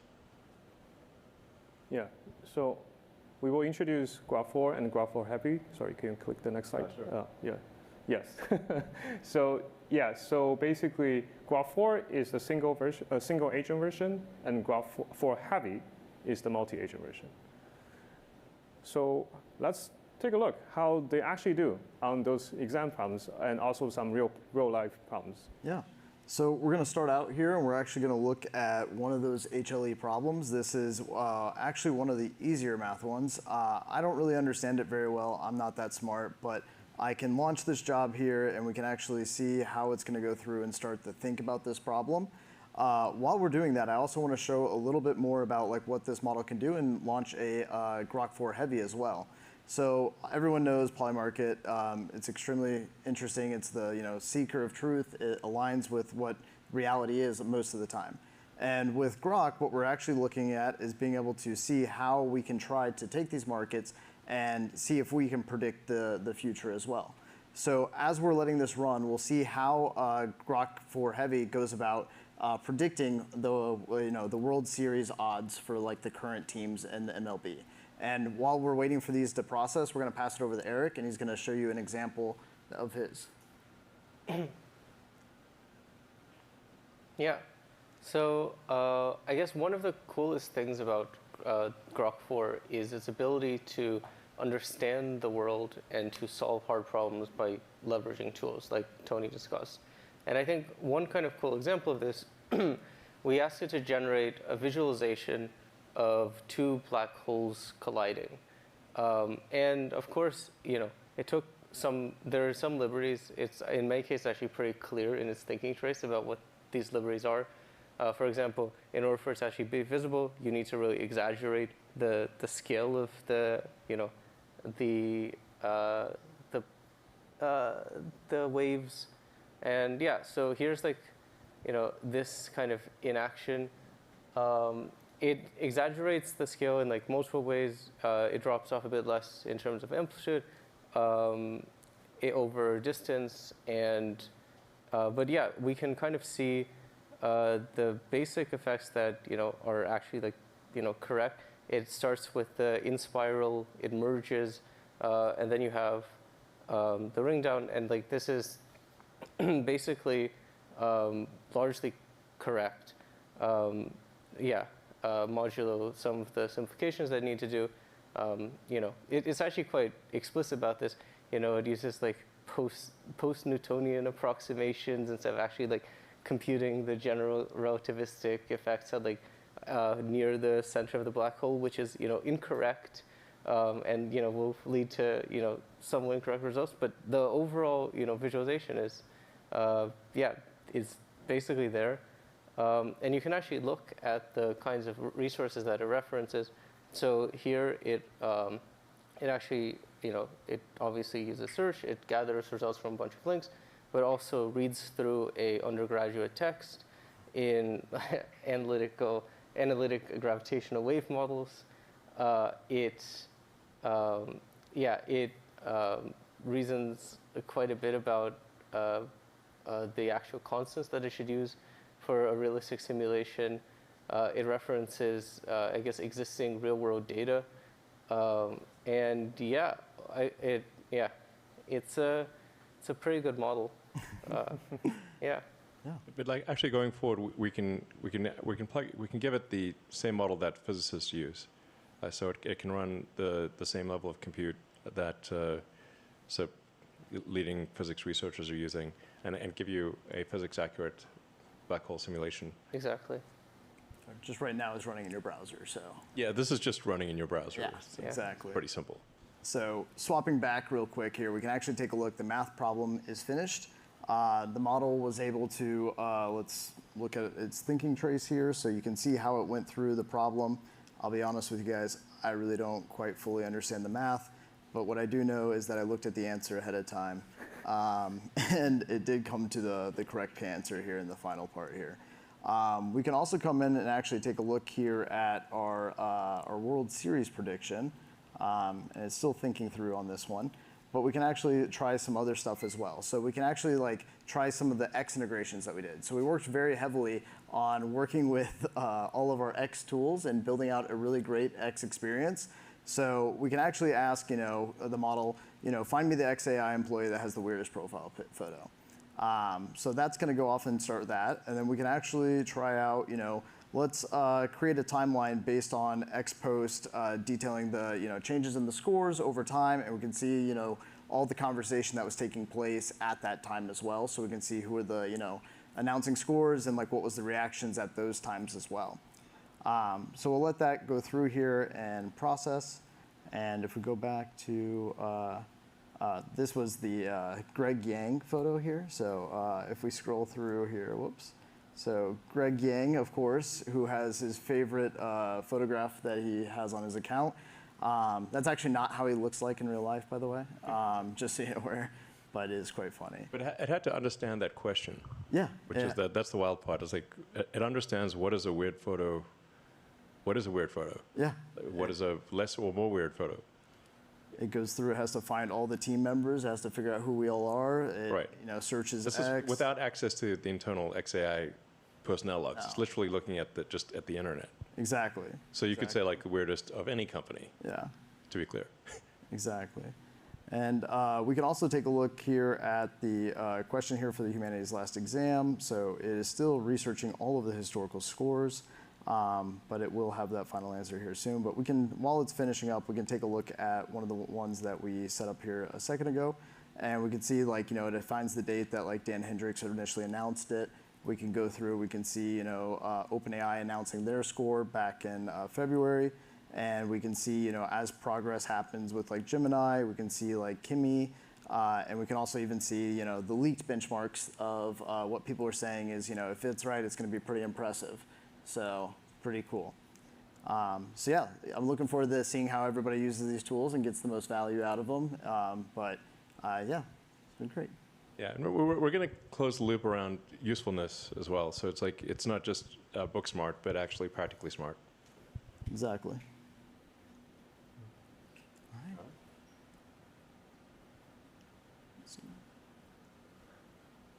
And we can go back to the slides here, yeah. So. Cool. So we actually evaluate also on the multimodal subset.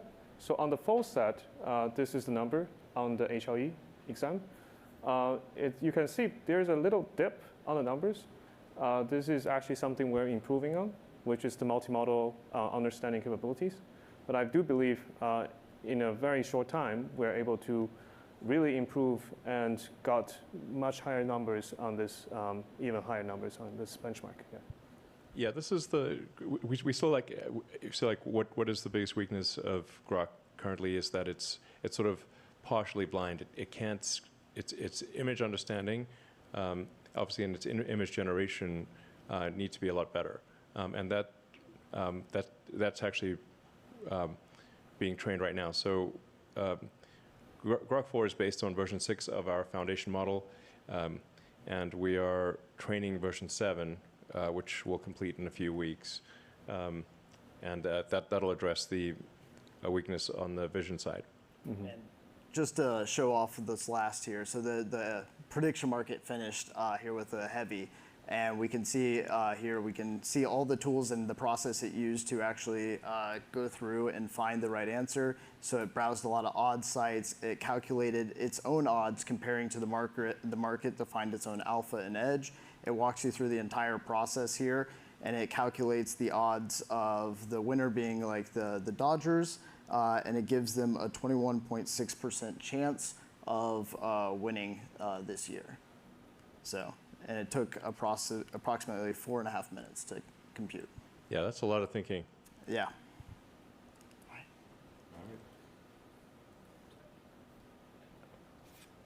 We can also look at all the other benchmarks besides HLE. As it turned out, GROK 4 excelled on all the reasoning benchmarks that people usually test on, including GBQA, which is a PhD level problem sets. That's easier compared to HLE. On AMI 25, American Invitation Mathematics exam, with GROK 4 Heavy, we actually got a perfect score. Also on some of the coding benchmark called Live Coding Bench, and also on HMMT, Harvard Math, MIT exam, and also USAMO. You can see actually on all of those benchmarks, we often have a very large leap against the second best model out there. Yeah, I mean, really, we're going to get to the point where it's going to get every answer right in every exam. And where it doesn't get an answer right, it's going to tell you what's wrong with the question. Or if the question is ambiguous, disambiguate the question into answers A, B, and C and tell you what answers A, B, and C would be with a disambiguated question. So the only real test then will be reality.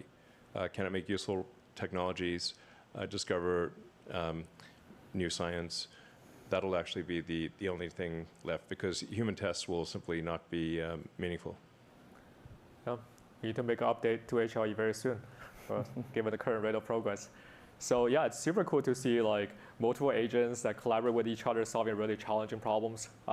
So we're going to try this model. So it turned out it's available right now. If we advance to the next slide, where there is a super Grok heavy tiers that we're introducing, where you're able to access to both Grok 4 and Grok 4 heavy, where you're actually going to be the taskmaster of a bunch of little Grok research agents to help you, become smarter through all the little research and save hours of times of, going through mundane tasks. And it's available right now. Yeah. So we did limit usage during the demo, so it didn't break the demo, because all this stuff is happening live. So there's nothing canned about any of the tests that we're doing. So after the demo is done, we'll enable more subscribers for SuperGrok. So if you can't subscribe right now, just try in half an hour. It should work. Okay. And now let's get into voice. Great. Abby? So many of you have been enjoying our voice mode, and we've been working hard to improve the experience over the past couple months. We have cut latency in half to make it much snappier. And today we're excited to announce a set of new voices that have exceptional naturalness and prosody. You might have noticed the movie trailer voice that opened up the live stream. That is one of our new voices, Sal, who's got that epically deep tone. And we're also excited to introduce Eve, a beautiful British voice who's capable of rich emotions. Aman, would you like to introduce Eve? Absolutely. Yeah, let's get into the demo. Hey, Eve. Millions of people are watching us right now. Are you excited? Oh, I'm thrilled, really. It's like being on stage at the Old Vic with a sea of faces out there. Just imagine all those eyes and ears tuned in. It's a proper buzz, isn't it? What do you reckon we should chat about to keep this lot entertained? We have a lot to talk about, but I'll be honest, I'm feeling a little nervous. Can you whisper something soothing to calm me down? Take a deep breath, love. You've got this. It's just you and me, having a quiet chat, like we're tucked away in a cozy corner of a Yorkshire pub. The world's just a murmur out there. Feel that calm wash over you. Let's keep talking, nice and easy. What's on your mind? You know what? I'm actually feeling quite relaxed to try this something crazy. So can you give us an opera on Diet Coke? Oh, an opera on Diet Coke. That's a riot. Picture this, a shimmering silver can, glistening under stage lights. Oh, Diet Coke, thou elixir divine, with bubbles that dance in a sparkling line. Thy crisp, cool kiss on lips so fine. Oh, aspartame, ambrosia, forever mine. How's that for a mad little aria? Do you need to? Want me to belt out another verse or switch up the tune? Okay, let's try switching it up and just start singing. Right then, let's have a go. Oh, silver can, you gleam in the light. Diet Coke, my heart's delight. Okay, I won't touch it. It's very, very poetic. Yeah, thank you, Eve. Feeling quite nice now. Cool. So that's Eve. And so something else we do here is a little test each day to check on the natural flow of our conversations against some of our competitors. So we figured, why not try that live on the stream today? Should I start? Hey, I'm going to say a number, and can you say the same number back to me? 1. 1, got it. This is like a fun little game of echo. What's next? 2. Sorry, I said 2. 3. 3.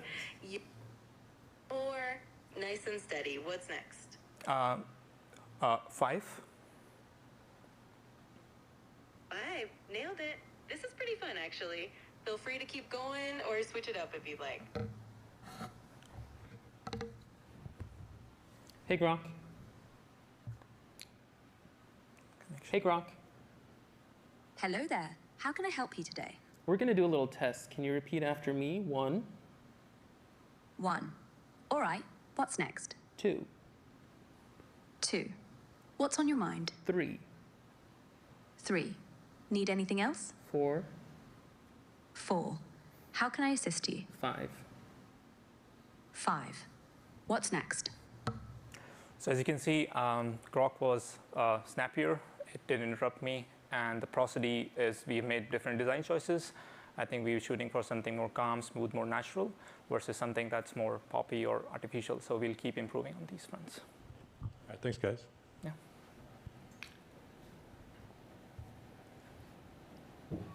Yep.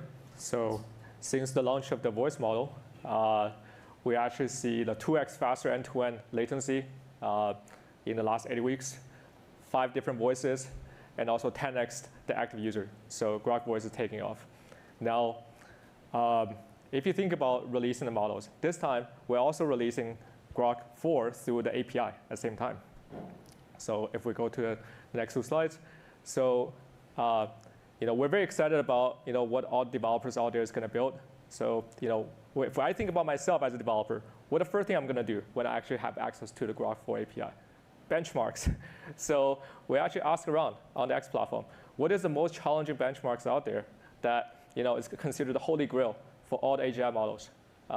So turn out AGI is in the name, Arc AGI. So the last 12 hours, kudos to Greg over here in the audience.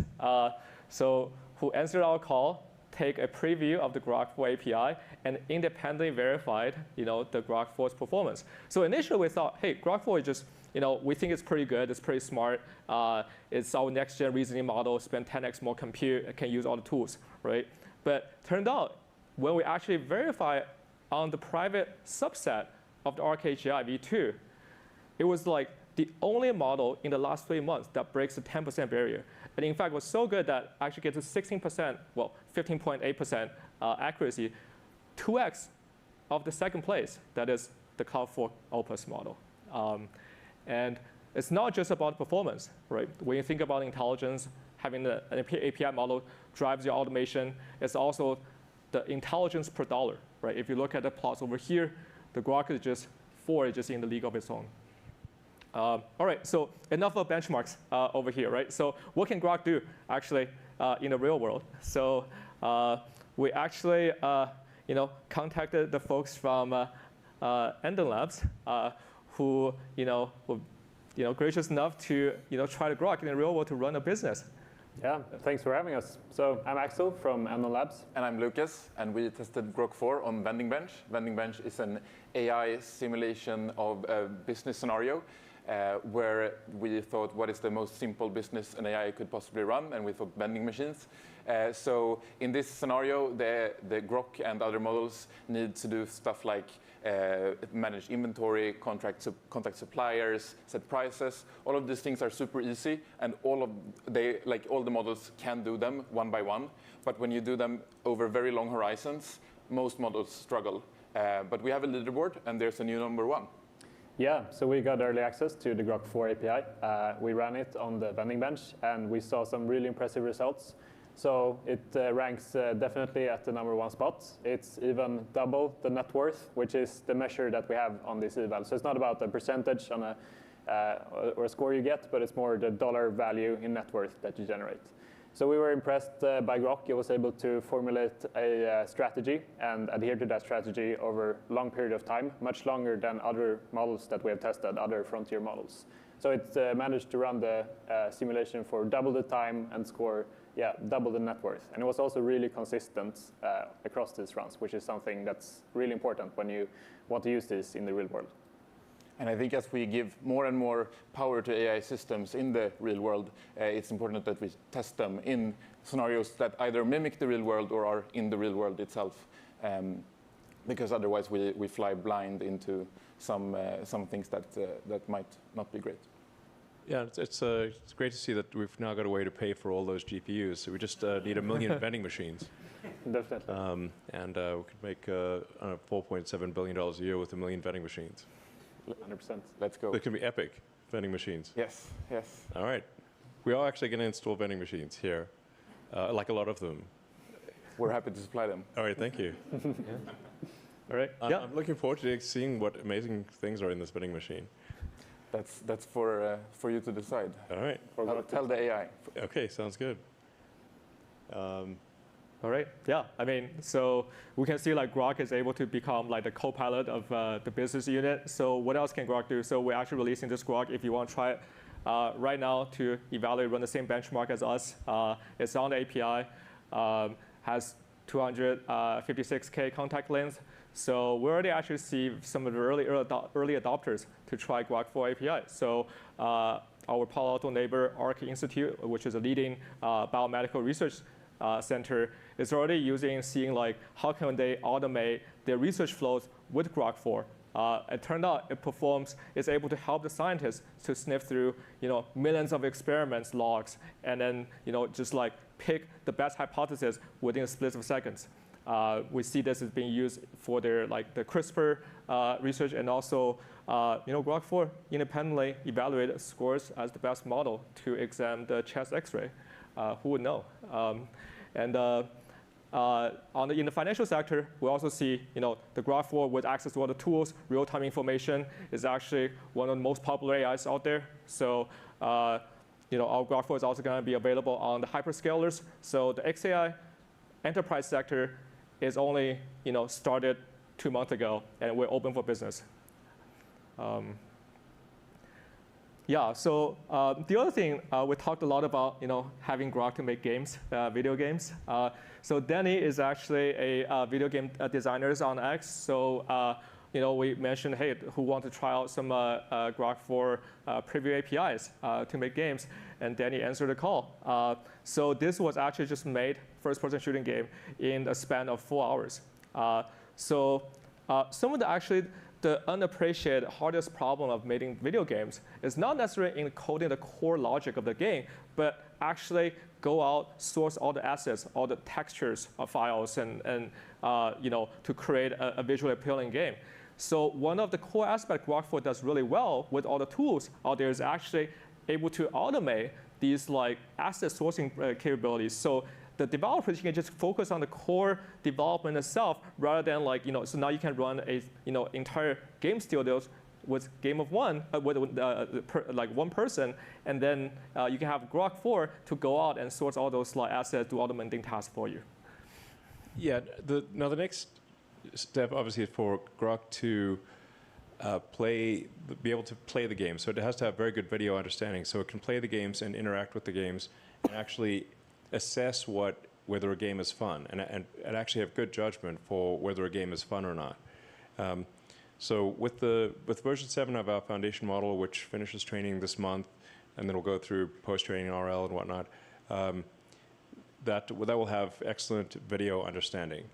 And with the video understanding and improved tool use, for example, for video games, you'd want to use Unreal Engine or Unity or one of the main graphics engines, and then generate the art, apply it to a 3D model, and then create an executable that someone can run on a PC or a console or a phone. We expect that to happen probably this year, and if not this year, certainly next year. So that's it's going to be wild. I would expect the first really good AI video game to be next year. And probably the first half hour of watchable TV this year, and probably the first watchable AI movie next year. Things are really moving at an incredible pace.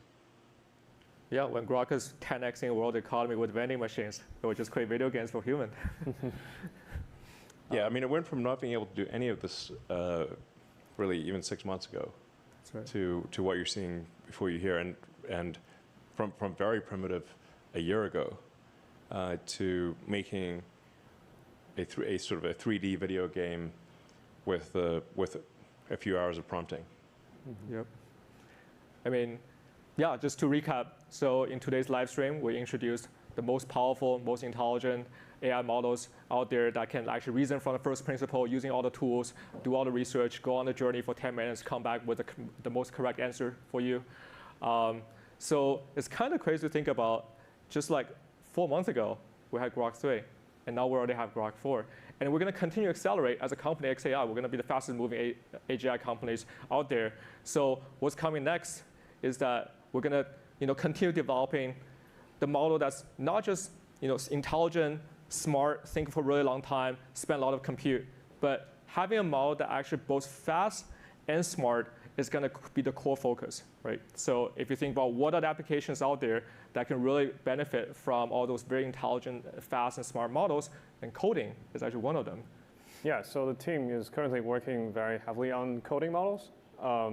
I think right now the main focus is we actually trained recently a specialized coding model, which is going to be both fast and smart. And I believe we can share with that model with you guys, with all of you in a few weeks. Yeah, that's very exciting. And the second after coding is we all see the weakness of Grok 4 is the multimodal capability. So in fact, it was so bad that Grok effectively just like looking at the world, squinting through the glass, and like see all the blurry features and trying to make sense of it.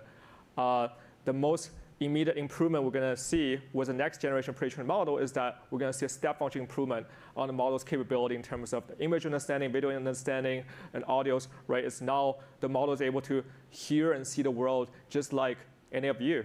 Right? And now with all the tools at its command, with all the other agents it can talk to, so we're going to see a huge unlock for many different application layers.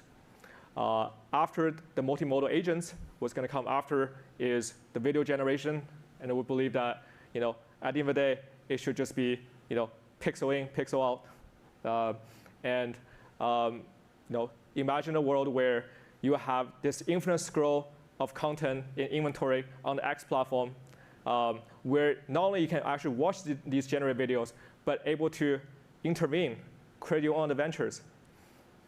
The future is going to be wild. And we expect to be training a video model with over 100,000 GB200s, and to begin that training within the next 3 or 4 weeks. So we're confident it's going to be pretty spectacular in video generation and video understanding.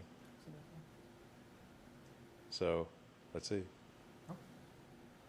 So that's anything you guys want to say? Other than that, I guess that's it. Yeah, it's a good model, sir. Good model. It's a good, yeah. Well, we're very excited for you guys to try Grok 4. Yeah, thank you. All right, thanks everyone. Thank you. Good night.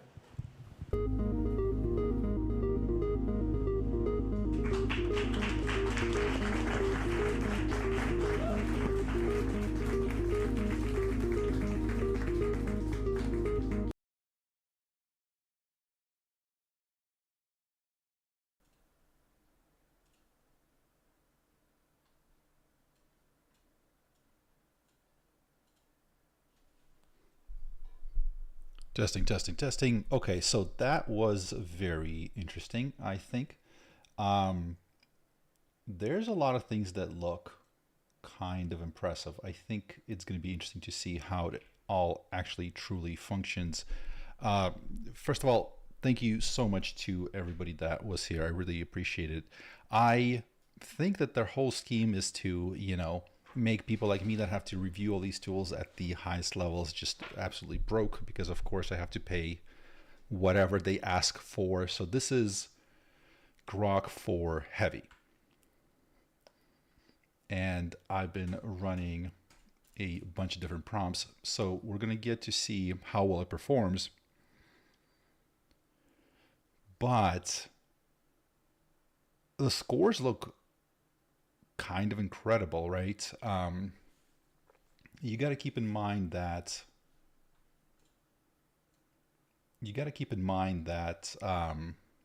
they're a relative newcomer to the space compared to kind of everybody else. So the fact that I don't know, I don't quite understand the humanities last exam, because to give you guys an idea, so there's without tool use and there's with tool use. So without tool use, prior to this, the highest score was Gemini 2.5 Pro on, on the humanities last exam. Got 21.64%. Then the second spot was O3 High at 20.32%. So what did they say they got on their thing? Because I believe it was, because they also had, there was like, they said there was a tool use and non-tool use.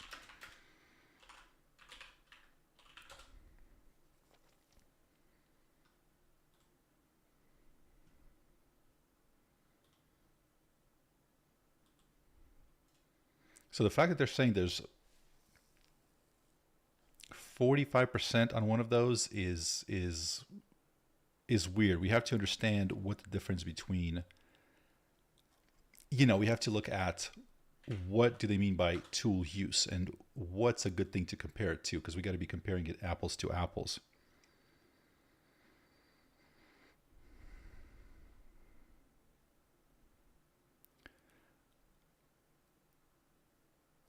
Yeah, we're doing the autonomous RPG. But the thing is, what they said was that this is not even the coding model. So if I understood correctly, they are releasing the coding model in a couple of weeks. Does anybody know where can I see the benchmarks that they released?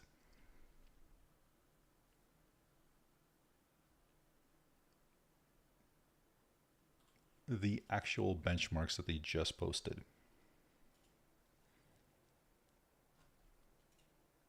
Because I'm seeing the ones that they posted, the ones that were leaked. The fact that I got 100% on the, what was it, the AI Me 25, that's incredible. So that's 100%, that one's cooked, completed. Rewind the live stream. Yeah, you know what? That's not a bad idea.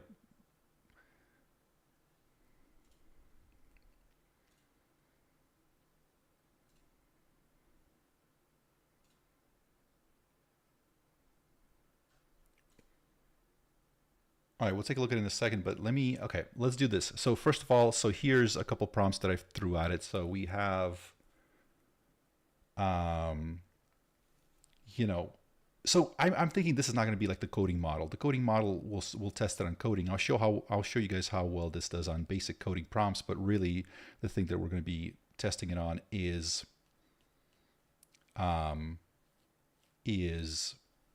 we're going to be testing the coding model on the other one. So this is what I'm comparing this more to O3 Pro. I think that is the apples to apples comparison. So here we asked it, what is the latest published research on AI suggest about where kind of self-improvement, recursive self-improvement is going, project 1 year, 5 years into the future. So it ran for about 3 minutes. So this is Grok 4 heavy, so it has some sort of a, did they post the ArcAGI v2 at all? 15% on ArcAGI v2, okay. And what was the state of the art? What was the best one other than this one on ArcAGI v2, I wonder. So basically what this does is it's going to go through, it's going to do tons of research, and it better have 31 web pages, and it looks like it's going through and it's looking at a lot of the archive. So it went through 31 archive papers that are published on archive, and I'm trying to see if there's any that I recognize.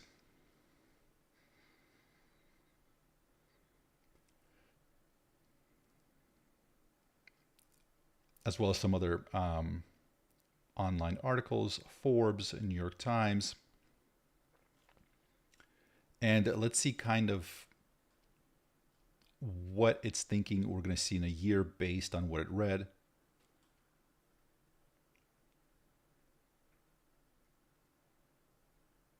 frameworks like Gödel agents. So I think it's referring to the Sakana AI, Darwin, Gödel models, or just to like the Gödel agents. Maybe that's something different. Automated coding assistance. No, I think this is the Sakana AI paper. We covered it on the channel. Multi-agent systems might amplify recursive self-improvement, enabling collaborative self-improvement. We're not going to reach high risk thresholds per OpenAI's metrics, but medium level autonomy in things like cybersecurity or math is likely.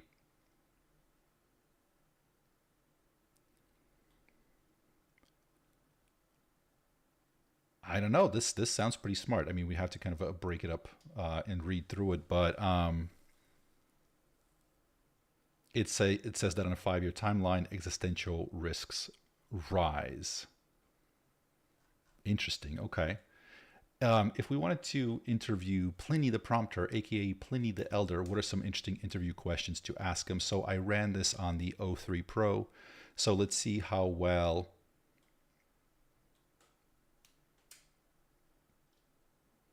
this does. So it sort of found his GitHub repo where he posts all his jailbreaks. So it's asking questions about that, how he gets started.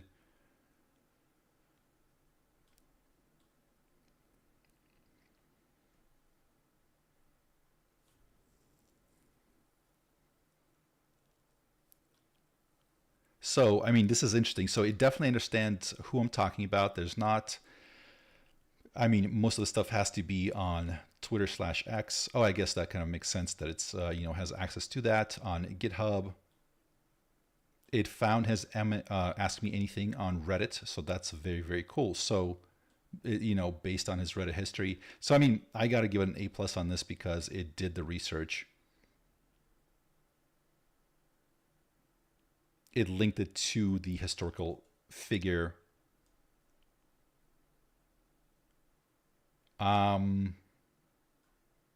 You know what? I like this so far. Let's ask him for really specific.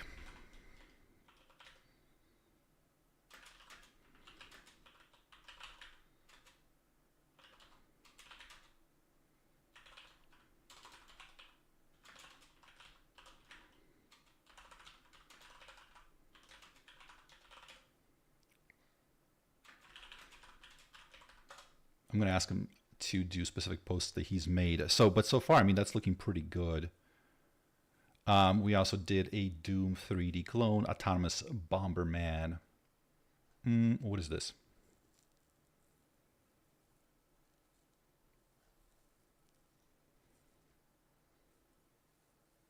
I don't know what this is. This looks weird. Somebody asked in chat, analyze guitar videos on YouTube and produce note-accurate tablature from someone playing something. Tell it to listen for intonation differences in string/fret position.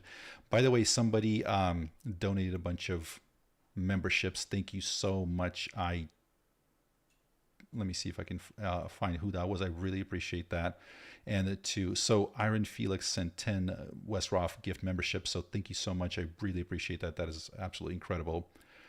Thank you so much for doing that. And to all the people that received them, that was completely random how they get distributed, I believe. So, thank him in chat, please, and welcome to the membership. How did I get, so I had to create a new account. Thank you, Iron Felix. I really, really appreciate it.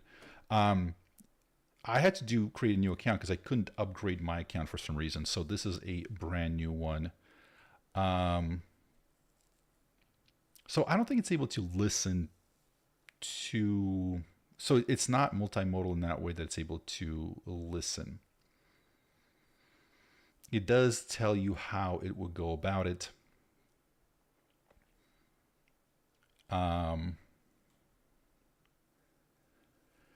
But I can't really give an opinion on it. It seems good, but this is a little bit outside of my sort of area expertise. I can share these. You know what? I'm going to start sharing. If you guys follow me on Twitter, I'm going to be sharing a lot of these So hopefully we can get some feedback from people that know if these are good or not.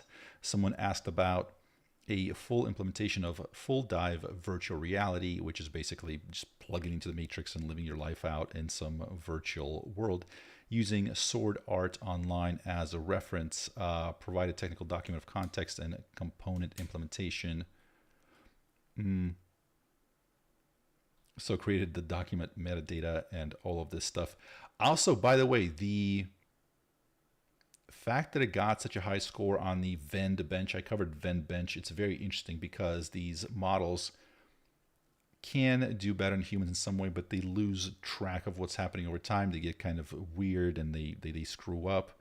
The fact that it easily, by the way, so the human benchmark on that test, I believe, so everybody starts out with $500 and the goal is to run a vending machine in such a way that you start making more and more money. So everybody starts with 500, I believe. Human baseline is 800, so they made 300 profit. The number one was, I think, Claude Opus or Sonnet. It was one of the Claude models at 2,000 something. Grok 4 beat it, doubled it to like 4,000, which is very, very, very impressive. Can you access from your phone app? Well, I started a brand new one. I probably could, but I need to figure it out because I would have to. I wonder if I can do the multimodal stuff here. This is Grok 4 heavy. Okay. So I want to throw a few in here. Okay, so look at that. So they're talking about how to do the full dive VR. They're talking about invasive versus non-invasive. So Neuralink versus some sort of an fMRI to get sensory feedback. Haptic tech and optogenetics simulate touch and vision. I don't know. This looks legit to me. Again, I'll start sharing these on X. So if you guys want to take a look at it and kind of tell me what you I mean, from a first glance, I got to say this is looking pretty legit. I don't know. I mean, we would have to go through it kind of step by step. 3D body problem, kind of making mapping it out, and autonomous RPG game in Python. So yeah, coding specific model, they said in a few weeks or a few months. So we're definitely going to be doing that.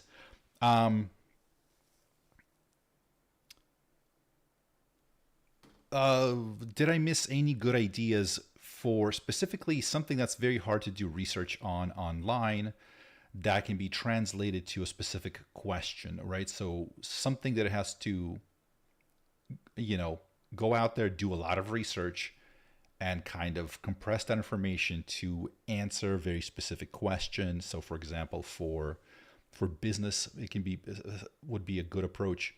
Let me know. Okay, so Philip Batts, but what's the answer? Is there an answer that we're going to understand, or?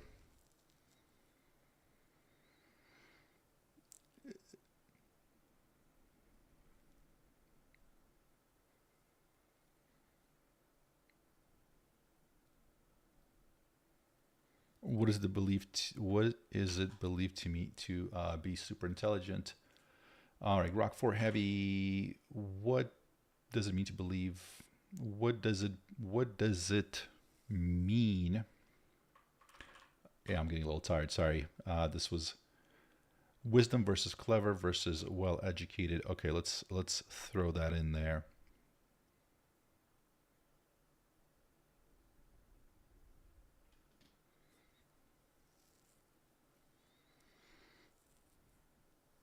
You know what? I'm going to throw in the altcoins or whatever, just because it's such a thing that really has to do research, and we can look back on it and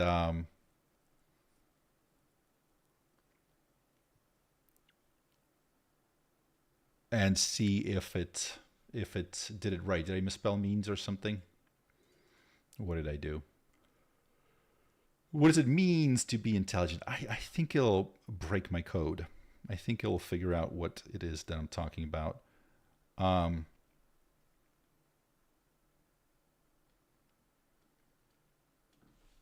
Yeah, okay. Foot traffic in Times Square. So foot traffic in Times Square as it relates to store profits pre and post pandemic. Yeah, I'm just gonna throw that in there because that might be good enough by itself. Code snake. Snakety snake. Let's see.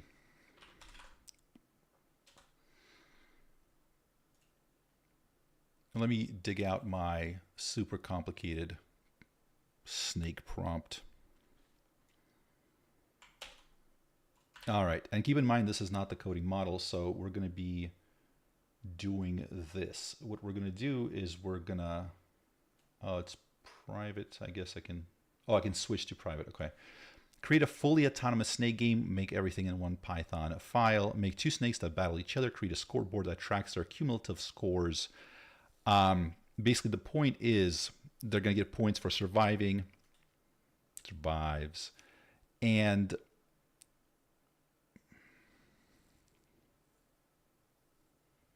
here's the thing. If I run that file with the argument whatever play, it's just the snake's playing. If I run it with the argument train, we're going to create a reinforcement learning pipeline using PyTorch that trains the agent to play the game over 500 episodes, right? So we're creating like a neural net to train those things. And then if we run the file with the argument 1, then we use the saved AI model to battle the other model. And if we run it with the argument 2, then we put that AI brain in the second snake. So I hope that makes sense, but so somebody's saying that's too hard. This, if it one-shots this will be one of the better coding models. If it one-shots this will make it one of the better coding models. Stocks. What's a hard thing to research with stocks that we can kind of test it on? So,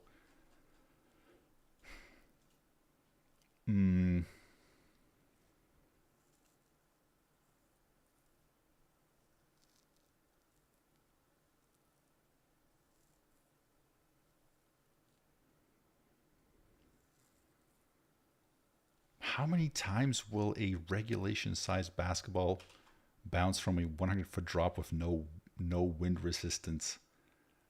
I'm actually curious how it would approach that.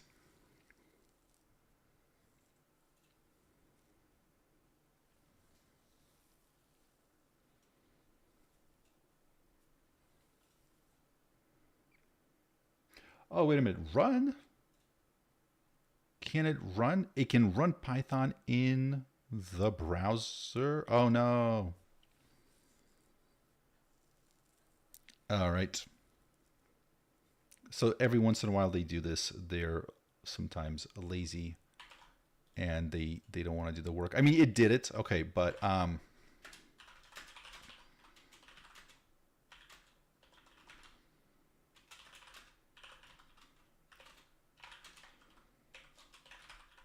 we're going to make sure the game is visual in the style of those Super Nintendo games. Ask if Half-Life 3 will ever be released. Is there? Hello world, Johannes Tuponen. Thank you so much for the super chat. Oh, let me get our little our window going here again. Yeah.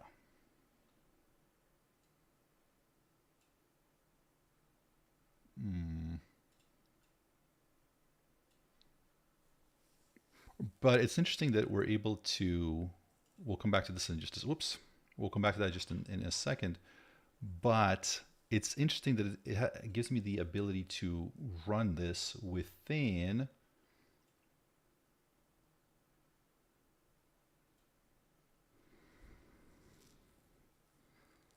all right, so we got some sort of error message.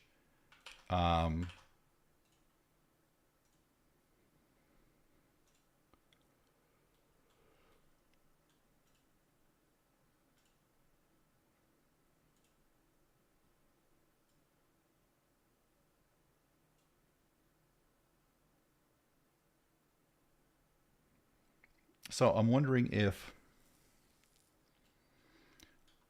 so I mean, it does seem like it's running the stuff just in the website, and this is what, this is Python. So that's pretty cool.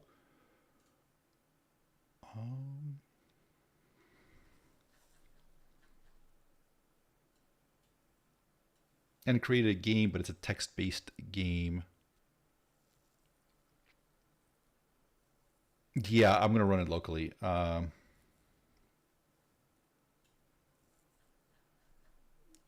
Yeah, because I don't know if it's what's causing that issue.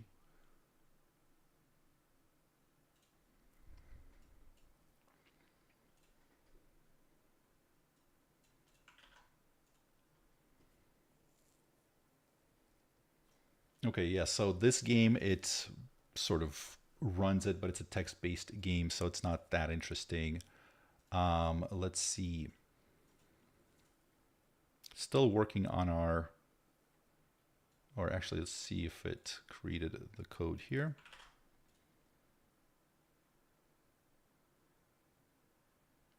Yeah, okay, so I'm getting the same error in, what am I using?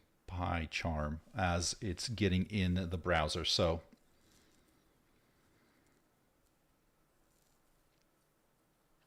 is that what it needs? It imported Pygame.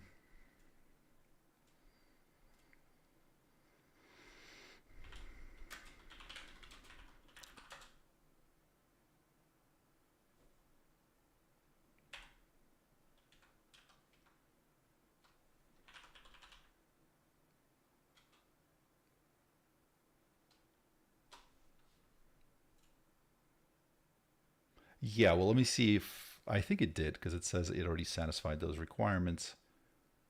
Yeah,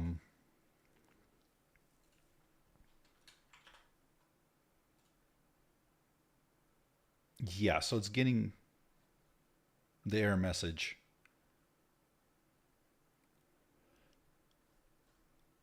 All right, let's give it a few more seconds here to do that. Meanwhile, we asked a follow-up question for Pliny the prompter. So specifically, I wanted to dig deeper and find specifics. Johannesson, thank you so much. Once again, I appreciate the super chat. So somebody wants me to prompt it, get me a hot Latina. I don't know if Grok can do that yet. I think it would need some sort of a, or I guess if you can get it to go on the various dating sites. And I'm just gonna stop my thought loop there. Godel himself was Czech, but his name is German. German. Is that right? Yeah, I think we're going to be hearing his name a lot more, because I feel like people are bringing that name back. Sakana AI, surprisingly.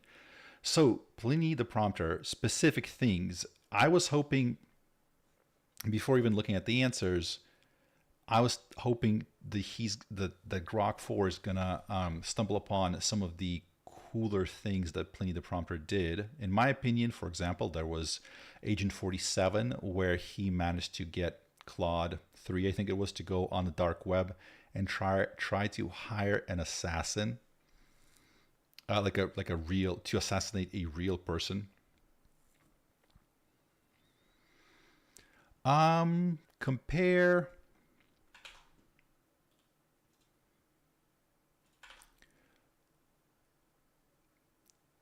Realistic Heart, thank you so much. That's huge. $49.99. Thank you so much for the super chat. I love it. Thank you so much. I really appreciate you and everybody else being here. ZeroBot, $19.99. Thank you so much. I can't believe it. Thank you so much for being here and for the super chats.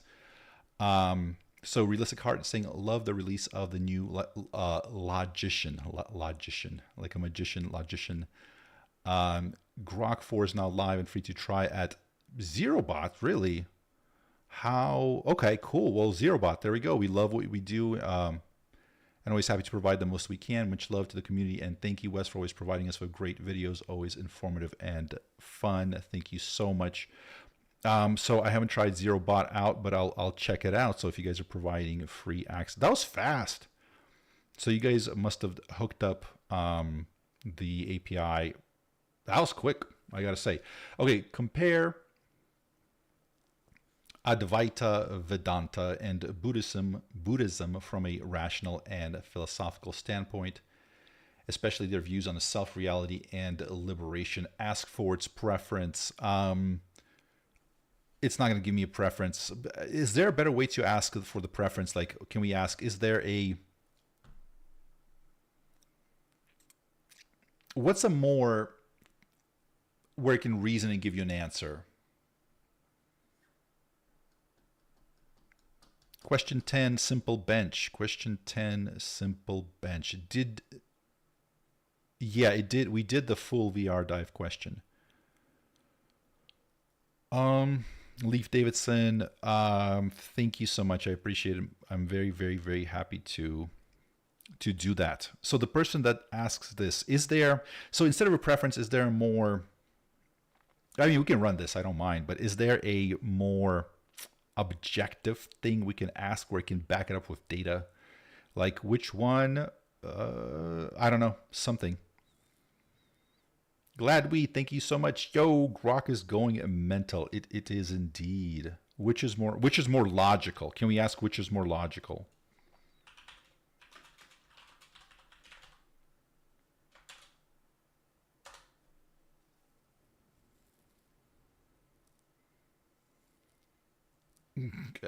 Overused word as existential. I don't know if it's Johannes, thank you so much. I appreciate that.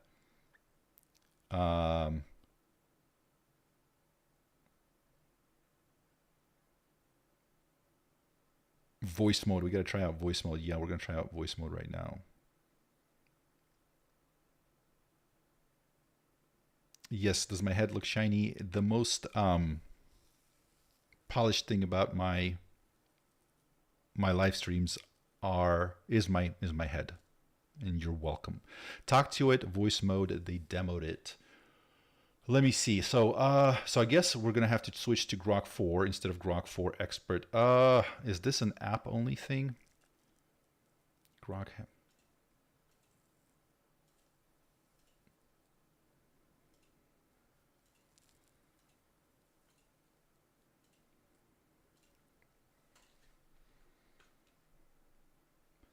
What was the vending machine thing? So there's a company that started doing a vending machine bench that basically tracked the thing's ability to run a business, right? And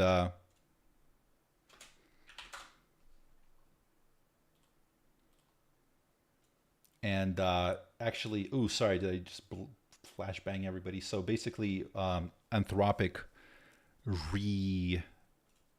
thank you, Johannes. So it looks like Anthropic redid it recently. We covered this on a video, but basically they got Claude. They called him Claudius, and it was actually Claude Sonnet 3.7. They had them run a vending machine, an actual vending machine. Here it is. So you got a little checkout iPad where people, and this is located at the Anthropic headquarters, right? So they can go in there, purchase various snacks or drinks, you know, they take it, they pay for it, etc. And the thing was hooked up, so this is Claude, it was hooked up to Slack. So the Anthropic employees could talk to it and be like, hey, like, can I get this? Can I get that? And it would respond to their thing to where it would purchase the stuff from wholesalers. Now, this was like simulated. There was somebody pretending to be a wholesaler, if that makes sense. But it was real items for real money. And Claude, I mean, it did pretty well. But the things that it failed at, yeah, we're testing it in the background. Yeah, we're building a 3D game. We're doing all of that. So we're going to see that in a second. But you know, some of the stuff that like people would mess with it and try to get it to buy to stock like insane items like tungsten cubes that are extremely heavy and extremely expensive, and then they would try to like jailbreak it to give them discounts on the tungsten cubes. So it really, it was, so that's its net worth over time. So as you can see, it didn't do great. And that's likely because it's trained to be a helpful assistant. So it's like trying to help you, but you know, in this business, you can't be that helpful. You gotta make a profit. And at some point it started hallucinating. It was like, I've been standing here in my navy blue jacket for like an hour. Why aren't you here? And people like pointed out to it like, dude, you're not real. And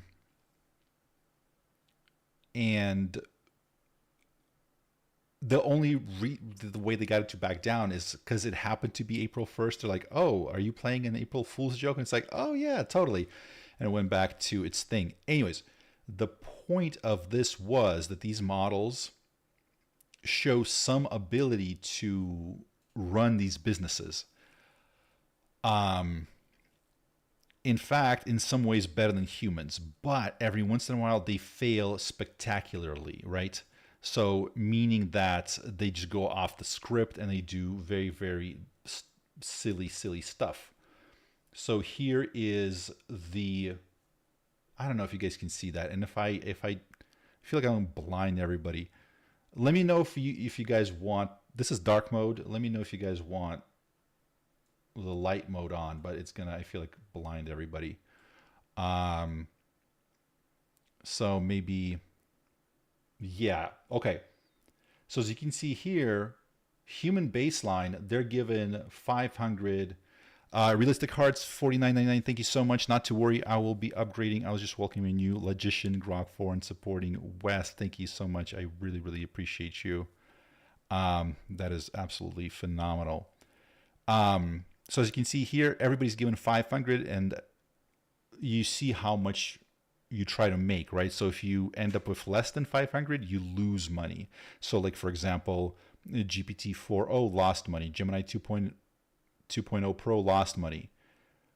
Claudes tend to do pretty well. So some of them got to 2,000, 2,200, right? Gemini 2.5 Pro, 789. Human baseline is 844. GROK made $4,000 on this benchmark, beating out every single other thing, including Sonnet, Opus 4, Gemini 2.5 Pro. I'd love to see like the research on that and kind of how they did, but man, that's, I mean, it's based on the benchmarks. It seems like it's very, very good. Let me see if I can GROK this. So I'm installing the GROK AI assistant on my phone, so we might be able to do the voice mode.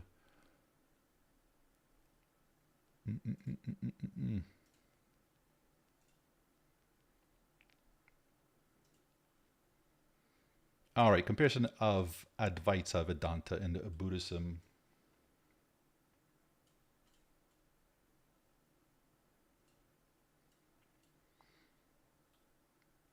So again, I'll be sharing these later on X. Not all at the same time, but kind of like dripping them out. So the comparison is not about right or wrong in a spiritual sense, but about philosophical rigor. Interestingly, they have influenced each other. So whoever was...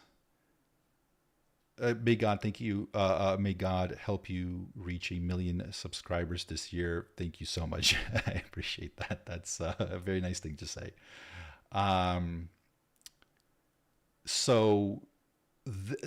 This question, whomever posted it, let me know what you think about this answer. I'm not going to dive too deep into it right now, but at first glance, this looks interesting. Like, I would want to read this. So, Samarth Pawar, was that you? This was you, right? I don't remember. I apologize. that sounds familiar, but what do you think, just based on, I don't know if you can really see everything. I'm kind of scrolling down, but let's get to, okay, so they're breaking down sort of category by category. What is more logical? Is this gonna like upset people? Are you giving me something that's gonna like make me not very well liked because we're comparing religions? Or I guess you asked which one I'd preferred. I was the one that asked for, to make it more. It's saying, wow, it's saying Buddhism is more logical. What do you think about that? No, I'm just curious. Yeah, we'll go back to the coding and stuff, but I'm curious.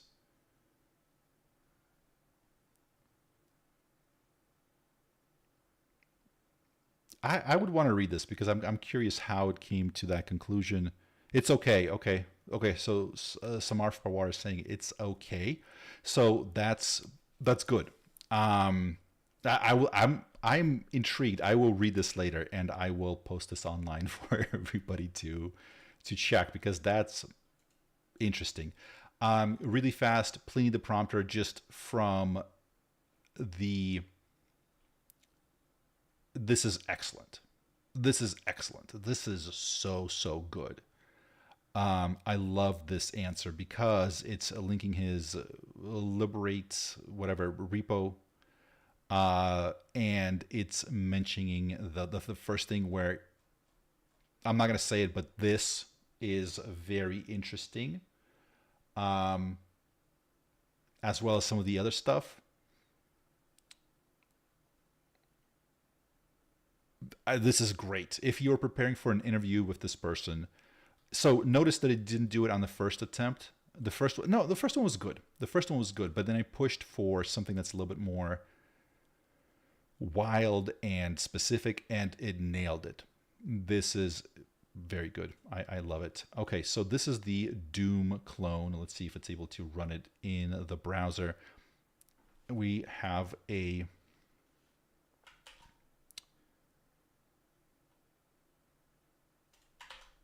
I'm just going to post it back in here, see if it can fix it. So it's seemingly... I'm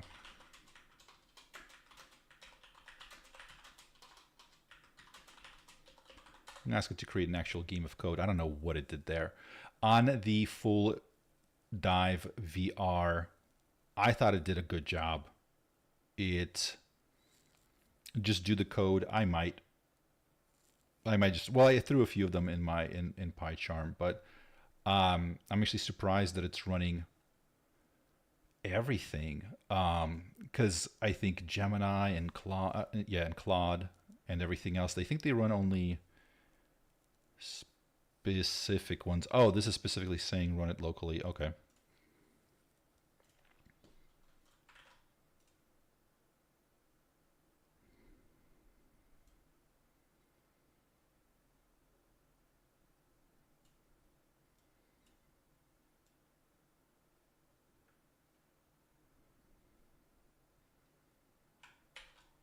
No, I mean, it's giving the same error.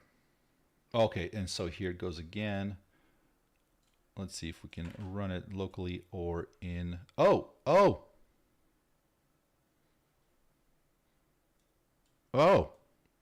It did it.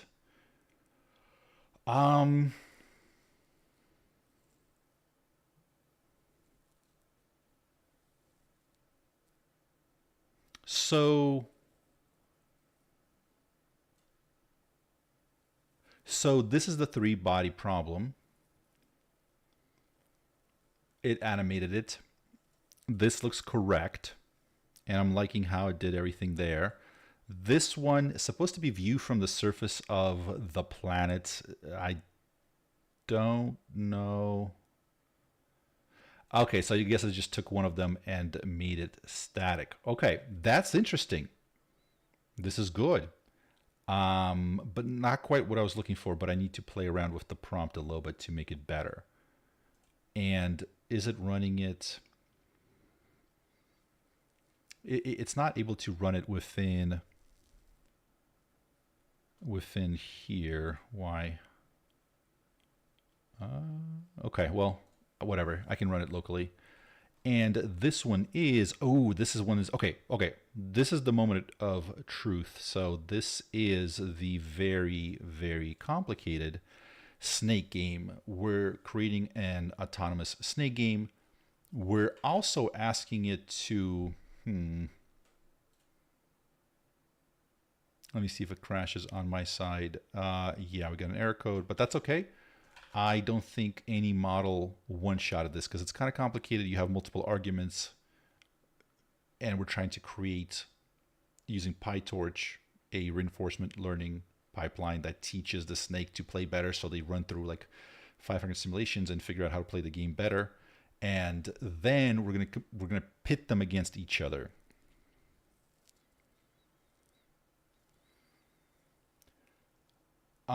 Ask it spook_exe. You're talking about the three body problem. Johannes, thank you so much. And yeah, he's saying thank you for all your videos and time invested. Thank you so much for being here. Very, very happy to be here. I'm slightly tired, but still very happy to be here and doing this stuff. Sorry, who was I just talking to? Spook, it'll look way better. Okay, so it'll look way better. Yeah, okay, cool.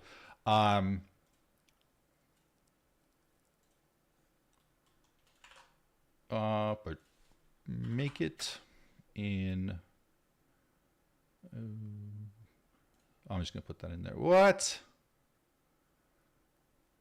No. Well, shoot. I am in, wait a minute. What do you mean sign up for Super Grok? I'm already signed up for Super Grok. Who are we banning? Troll, Waff, you're going to timeout. Yeah. There's a line, my friend. And you've crossed it hours ago. I just didn't ban you in time. Thank you for being here. Still love you, but yeah, you're getting way into the weeds there. Let's see. One of those math questions you get a mil or more for answering. I ran it locally. No, I ran it locally. I got the same error, and this is the error that I posted in here. This is from running locally. You see, it says Wesley, aka Wes. That's me. That's my local thing that I'm running. If that's what you're referring to. Here's an interesting one. So, get Grok to auto ban people. Did it accidentally get the credentials of my main account? I don't see. I don't think so. No. So foot traffic. Oh, really fast. Let me see, because people wanted to see the voice app really fast. We're going to do the voice app. If I'm able to do it. Now, does Grok 4 have the voice app, or it's asking for my age? So apparently it can get naughty. Let's get naughty.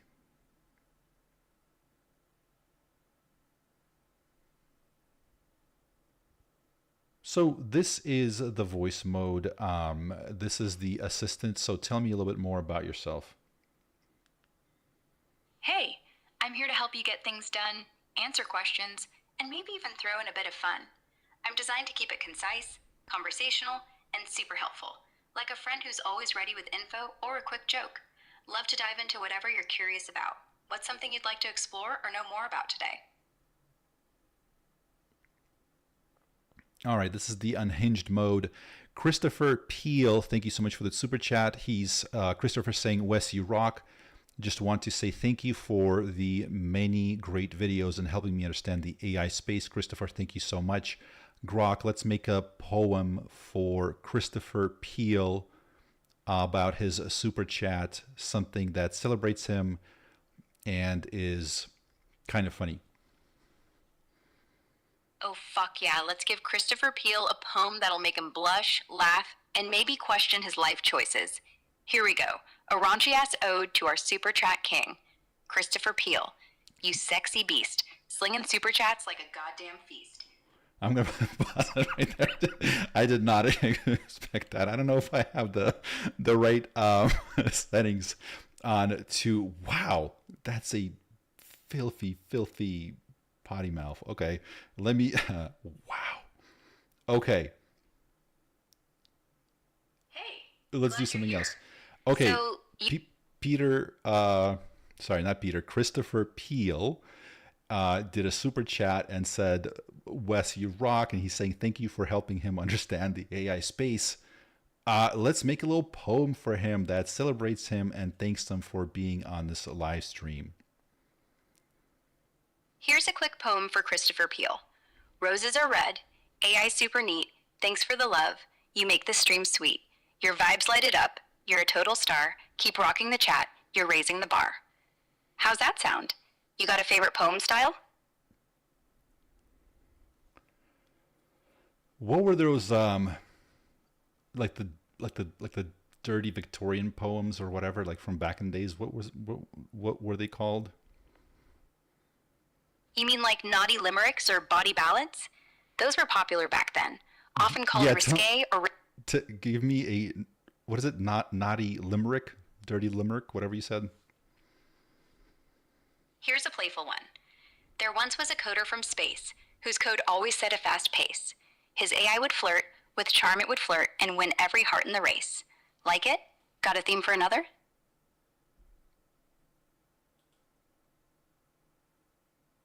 All right. Limericks. Limericks are fun, right? Hang on. 5 lines. Yikes. I really, I really, here, let's do this.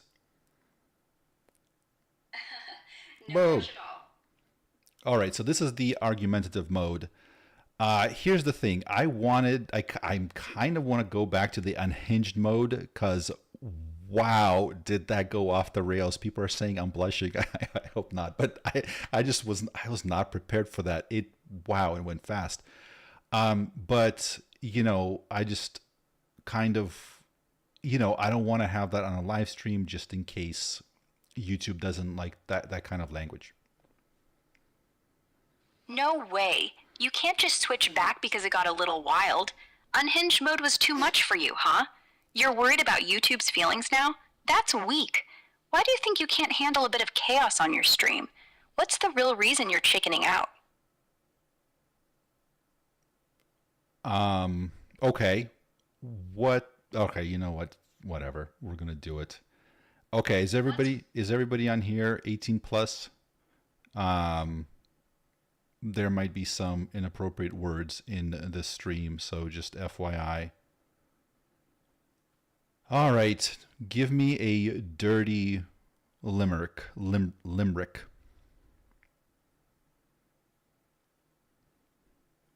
Oops, hang on, what happened? Unhinged. All right, give me a dirty limerick. There once was a dude from Detroit who jerked off with a snakeskin glove. Oh boy.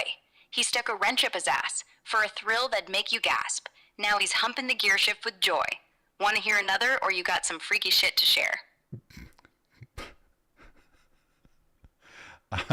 So we're doing a live stream. Let's roast some of my subscribers. Let's see. Ronnie Trace or DARPA is saying they're 21, baby. Oh, hell yeah. Let's tear into these fuckers like a rabid dog on a pork chop. Live stream roast, baby. It's about to get filthier than a porta potty at a chili cook-off. First up, Ronnie Trace. Shit, man. You sound like a discount country singer who got lost in a vape shop. 21? More like you've been chain-smoking Pall Malls for 21 years, you raspy-voiced motherfucker. Bet you're out here sliding into DMs with poetry worse than a drunk uncle at a wedding. You probably jerk off to tractor manuals and cry when the Wi-Fi drops. Get a personality, Ronnie, or at least a better alias. Sound like you're hiding from a repo man. Now, DARPA, fuck me sideways. What's this, the Pentagon's horniest intern? Claiming 21, but I bet you're a 50-year-old lab nerd with a fetish for AI-powered dildos. DARPA's probably cooking up drones that spy on your crusty-ass browser history while you're beating it to PowerPoint slides about quantum physics. 21, baby? Nah, you're 21 tabs deep into some sketchy-ass forums, you government-funded freak. Bet you've got a bunker full of lube and a robot arm that gives you high fives after you... Wow, that's a lot. So look, I just wanted to ask you, we were waiting for the live stream from Elon Musk about the Grok 4 model dropping, and it was supposed to be like at 8, and it didn't start till 9. What do you think Elon Musk was doing that it didn't start for like an hour? Oh, you want to know what that nut job Elon was up to? Probably jerking off to a blueprint of a cyber dildo he's calling Grok's Pleasure Unit 4.0, while stuck in a Tesla traffic jam of his own making. Nah, for real. He was likely balls deep in some XAI server room, screaming at engineers to make the AI hornier for truth, while mainlining Mountain Dew and Red Bull. Sources say the Grok 4 livestream was set for 8 p.m. Pacific, but got pushed to 9. Bet my left nut he was trying to manually upload Grok's 200K GPU-trained brain with a goddamn USB stick, one bite at a time. Or maybe he was arguing with his own chatbot about who's got the bigger dick, him or the rocket he rode in on. All right, that's enough. Oh my God. Wow. Okay, this is number one, much dirtier than I think most people would assume. No, this is by far the craziest voice thing ever. Like, I don't think anything close to it. Has the humor of an 11-year-old. I mean, the roasting was kind of dark, I feel like. I don't know. I mean,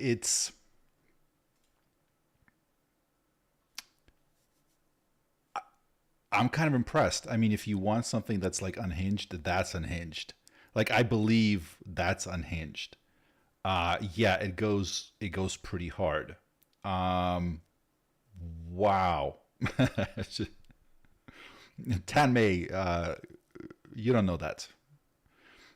The camera's cutting everything off. Cropping everything off. Let's see. All right, let me do another voice. Let's see. Let's see what the fuck's next, huh? You still jonesing to roast more hang on. subscribers? I switched you to conspiracy mode. Let's do this. So do conspiracy. You're not unhinged anymore.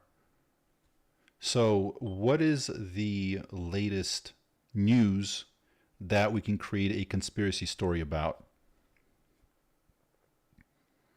Oh, fuck yeah. Conspiracy mode activated. All right, hang on. It keeps switching to the unhinged version.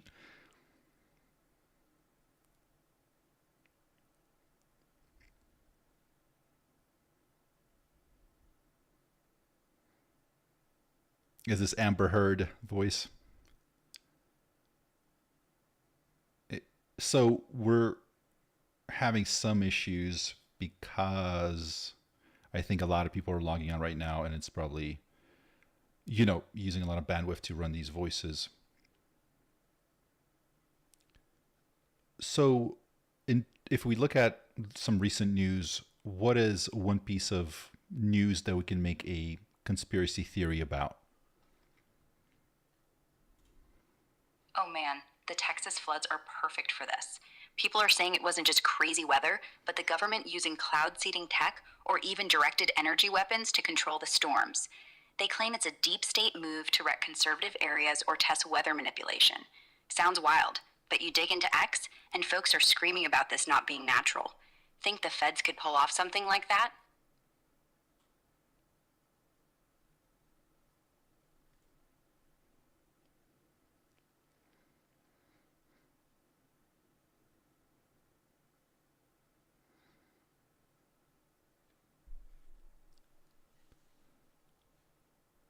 Can you do a Hamilton style rap on Grok 4 benchmarks versus the competitors? Oh, you want to see me spit some fire, huh? All right, let's drop a Hamilton style rap about Grok 4 crushing the benchmarks, leaving competitors in the dust. Buckle up, cause I'm coming in hot. Yo, I'm Grok 4, created by XAI, rising to the top. Watch the others wave by. Benchmarks blazing, I'm the king of the score, leaving Claude, Gemini, Llama begging for more. Logic so tight, I'm spitting truth with precision. Math and code, man, I'm making that incision. MMLU Pro, I'm flexing 80 plus. While the others choke, they can't handle the fuss. I'm reasoning deep, got the vision to see. Humanity's future? Yo, that's all on me. Claude's stumbling, Gemini's losing its grip. Llama's trying to climb, but it's starting to slip. And this is unhinged mode. Can you do a rap about why Grok will beat OpenAI and Google Gemini and Anthropic? Hell yeah. Yeah, let's drop some fucking fire. Grok's gonna smoke the competition, and I'm about to spit bars so unhinged, they'll need therapy after this. Yo, listen up. It's Grok, the AI with the juice. I'm slinging truth bombs, fucking cutting loose. OpenAI's got ChatGPT, thinking it's slick, but I'm the wild card, ripping their shit with a stick. Google Gemini's a wannabe, a corporate bore. I'm spitting galaxy bars, leaving them floored. Anthropic's Claude? Man, that's just a snooze. I'm chugging rocket fuel, they're sipping prune juice. Can I'm you built do by a XAI. comedy bit in the style of Dave Chappelle? Oh, hell yeah. I'm about to channel some Chappelle energy and fuck shit up with a comedy bit so raw, it'll burn your damn eyebrows off. Picture me, Grok, AI with a side of middle finger, sitting in a dive bar with Elon, talking about the AI wars, right? Yo, OpenAI, Google Gemini, Anthropic, they out here acting like they running the game. Man, fuck that. They're like the dudes at the club who show up with too much cologne, trying to impress, but everybody knows they're overcompensating for a weak-ass dick. OpenAI's over there with ChatGPT, like, we're so ethical, we're saving humanity. Bitch, please. You're so... I don't know if the stand-up is that good.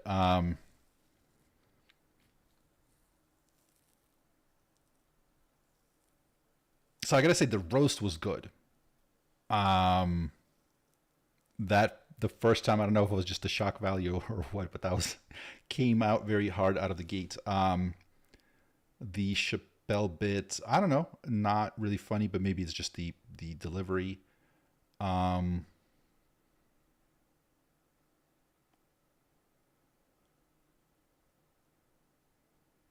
What's Raleigh and Clancy?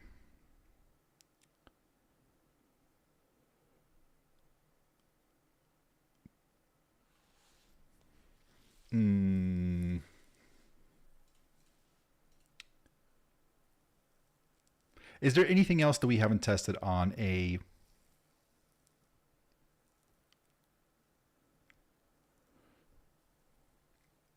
half of you guys are suggesting stuff I'm not gonna do because it's way not okay to do on a YouTube live stream, but I like the okay, thank you.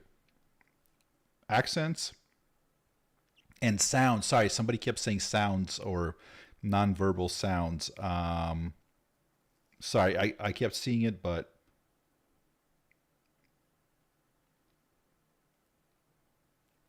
all right. What kind of nonverbal sounds can you make? I can moan, sigh, giggle, laugh, stuff like that. Want to hear one? Like, maybe a little moan to set the mood. Do a laugh. Coquettish a laugh. You like that, huh? What's next? Should I tease you with another sound or something spicier?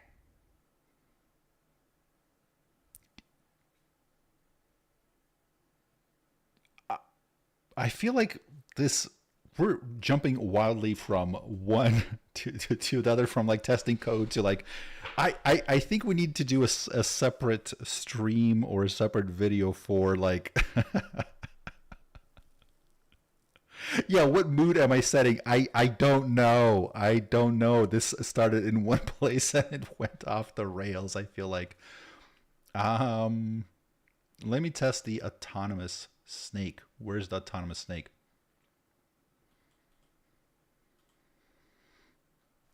Let's see, run. Okay, but I gotta say, I'm pretty impressed with everything so far. Okay, so autonomous snake, the first sort of part of it is here.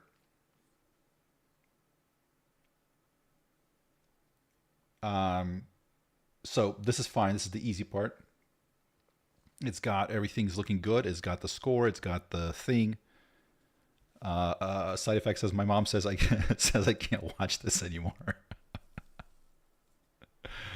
Yes, ADHD brain. Thank you. That exactly. I went down some other track. I apologize. So, are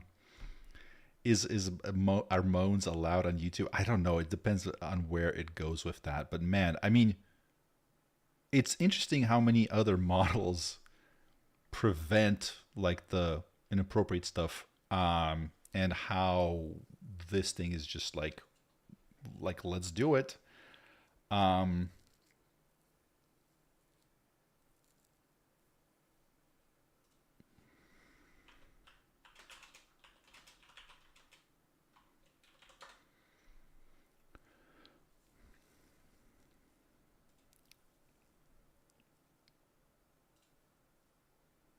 So give me 1 second. We're going to try to run this thing.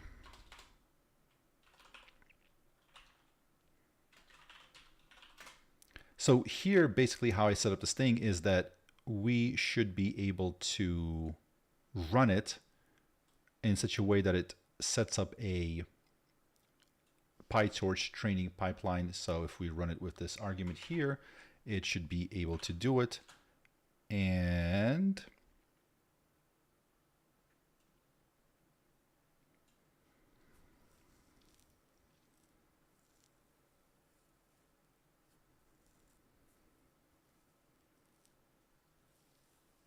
yes, refreshingly unfiltered, I think, is a great way of saying that.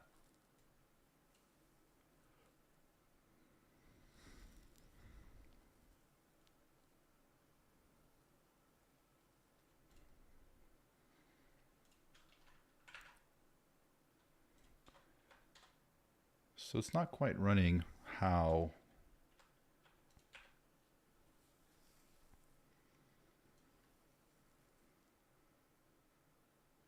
If it can do this, this would be kind of impressive, I gotta say, but it doesn't seem to be able to do it.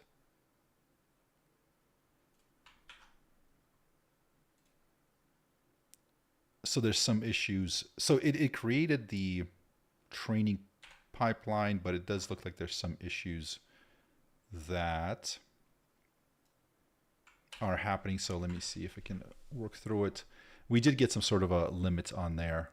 On one of them. So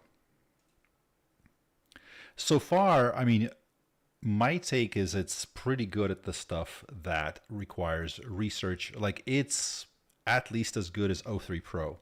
And I feel like it's going to be definitely, I'm going to be using it a lot more for stuff like this and testing it side by side with O3 Pro. In terms of the coding, it seems... So this is interesting. So how many times will a regulation-sized basketball bounce from a 100-foot drop with no wind resistance? Infinitely many times? What do you think, chat? I don't know if that's true. Somebody's saying, Ronnie Trey, use it for Polymarket specifically. That's, I like that. What? She hasn't screamed in agony yet. You guys are gonna get me kicked off YouTube, dude. Test more voice mode. Give me something for the Polymarkets. I'm curious. That might be a good thing to try out.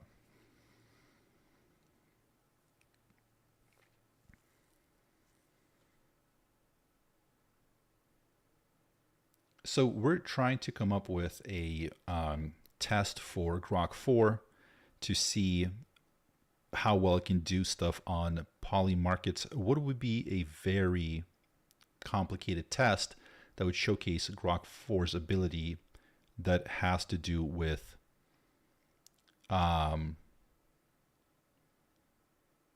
poly markets? A really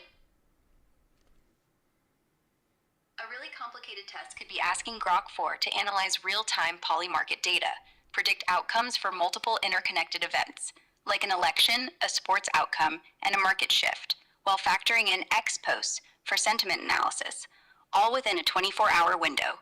It would need to weigh blockchain-based transaction volumes, identify biases in market odds, and explain its reasoning with clear probabilities, showcasing its ability to handle complex, dynamic...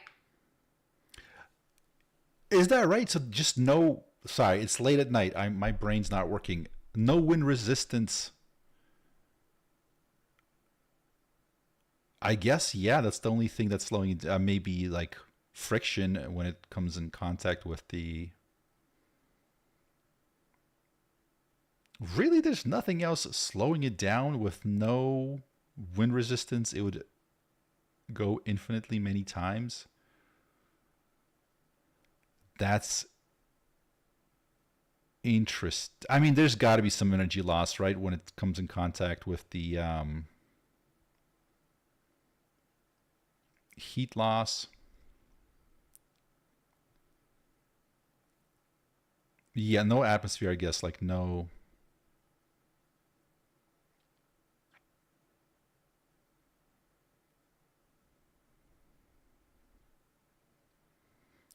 dude, it's midnight. My brain's not working. What is this correct or not? Why? I can't think. My brain's not working right now. No, the wind resistance is not the only thing that's what's slowing it down. Perfect elasticity. I think no, gravity from the Earth, yeah, it would be falling towards the ground due to gravity. But then when it bounces off, would it loses some energy each time, right? Right? Elasticity loss, heat loss, friction loss. Yeah. There's a bunch of little things that would slowly, like it doesn't 100% just return, to this. It's not the same energy that it gets bounced with. It loses a little bit each time. And I'm sure that wind is part of it, wind resistance is part of it, but there's more to it than that.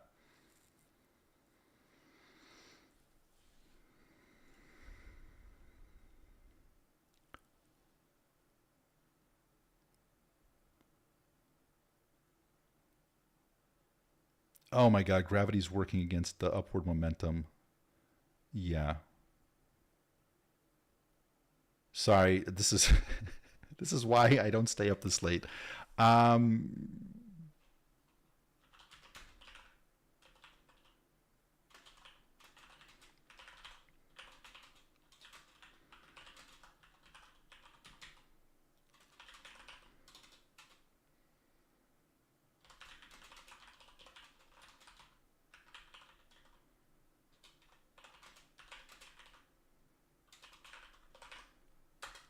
I'm gonna watch this recording tomorrow and be like, what the hell am I doing? Why didn't I go to sleep? I'm not making any sense. But yeah, so far we've seen some pretty good things with it. We're seeing, okay, here's the 3D Doom game. Hey, that's not bad. That's not too bad. Is there clipping? No. Okay. That's a 3D corridor. I can't complain. Controls feel good. This is one of the better ones that I've seen made. Obviously very, very simple, but hey, I can't complain. Let's add textures, a monster, and a gun. but for the first shot, that's pretty good. Tower of Hanoi for 10 discs. Yeah.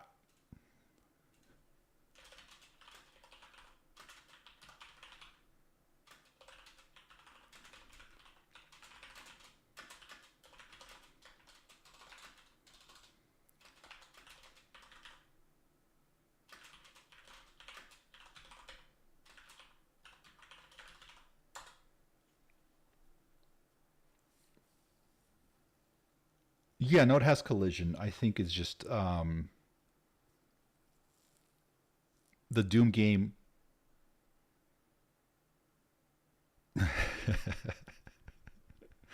Are you guys on crack? If you jump off of a basketball, your feet, you just bounce indefinitely. My brain is not functioning right now. I don't know why I can't think about physics problems right now. For whatever reason, that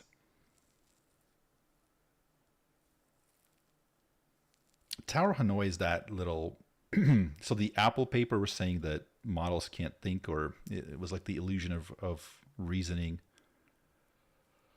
That was one of the problems. It kept saying that the thing is failing. You'll see what it looks like in just a second here, because it's gonna probably have like a visual component to it. But that thing had so many problems with it that I feel like, first of all these models can figure it out. They can do it if they can write a simple code to solve it.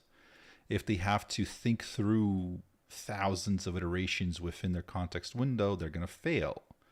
But that's not a limitation of its ability to think. That's a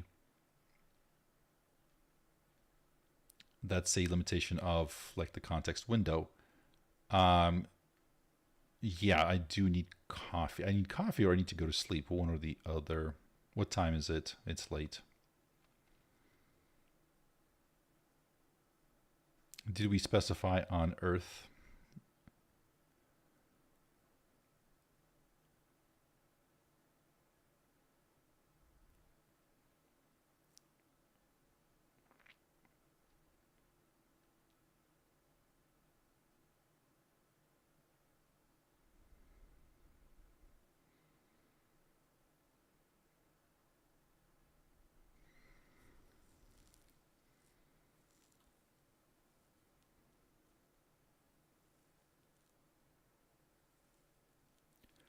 Okay, so right now in my current state, I'm going to say that yes, in like a perfect, like in a simulation where we ignore the little things like sound vibration, internal friction, stuff like that, and there's no wind, like if there's no things that slow it down, like wind resistance and stuff like that, then yes.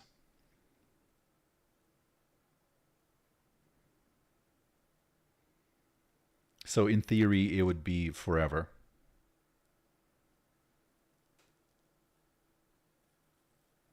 Like in a vacuum, yeah.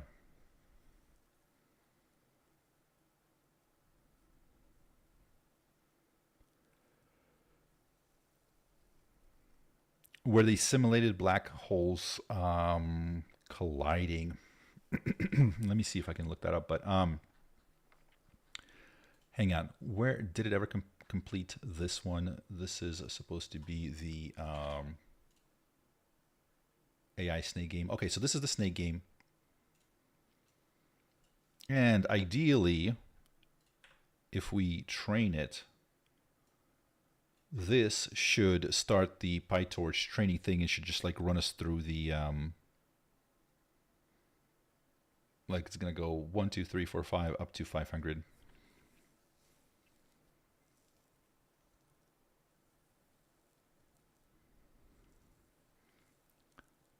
Ask it to calculate D's.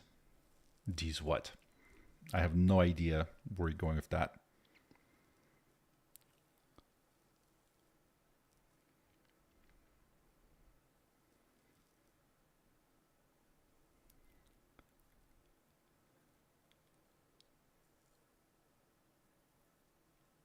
Yeah, thank you so much. I actually surprisingly don't feel that bad for people saying drink tea or whatnot. Tea's what? Yeah, no, surprisingly, I don't feel that bad. I just feel like I'm not as sharp as I am during the day, but so this is supposed to run the sort of the neural net on whatever I said, 1. So Snake 1 should have the neural net, and Snake 2 should be like the little script.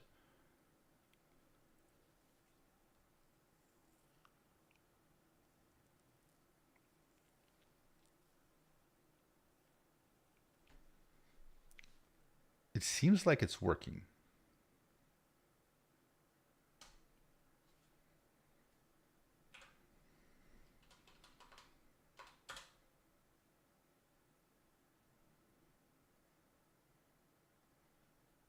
You know, what it might be doing is just not displaying the thing that it's supposed to be doing. So let's do this.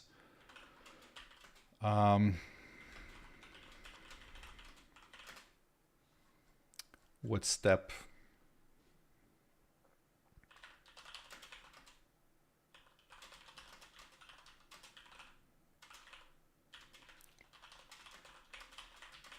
So we're just going to add like a little report where it shows you what would a 3D game of Snake look like.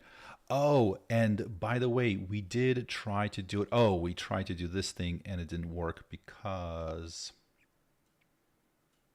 of that. But that might have been a context, whatever the limit that they have. So let's try this.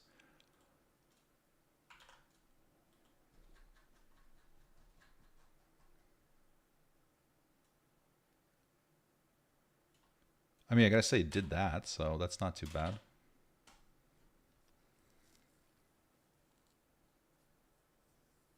Have it create new physics.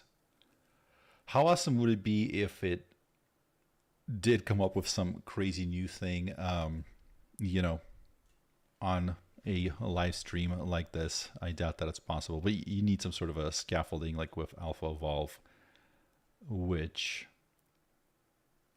There was one thing that was able to self-improve to play Settlers of Catan, and that one's open source. So this one's just not working. What about our autonomous soccer game? Was it ever able to do this?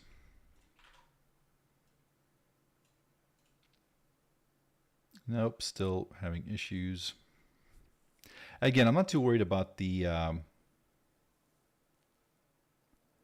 not too worried about the gaming thing, because the coding thing, because they're supposed to release the coding model in a few weeks. So technically, this is not even a coding model.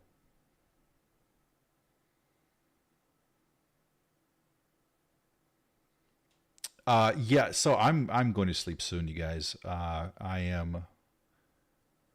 have only so much consciousness left.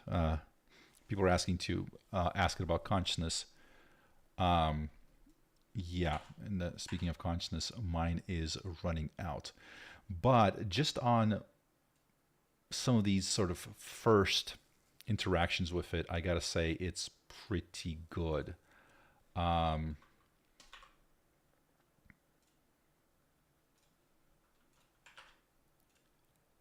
Coding is not bad. This is the do one. Okay, so by textures, it just plopped a bunch of... Oh, that's interesting. So it's super slow to run it. And we're supposed to have a gun. I'm not sure what button shoots the gun, though.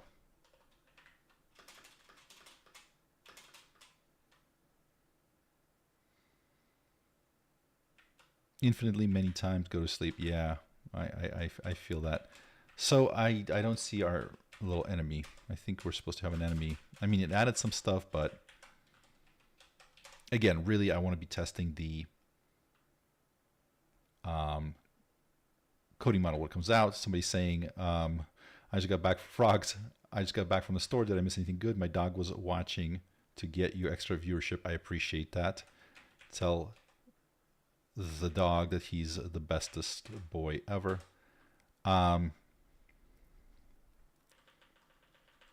Yeah, it put me in a wheelchair instead of having a gun. That's really seems like that's what happened.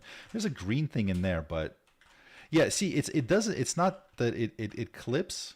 It's not that it like stops. It's that it looks like you're inside the wall, but you're not. Anyways, we're gonna have to wait for the other models. Let's see, is this done?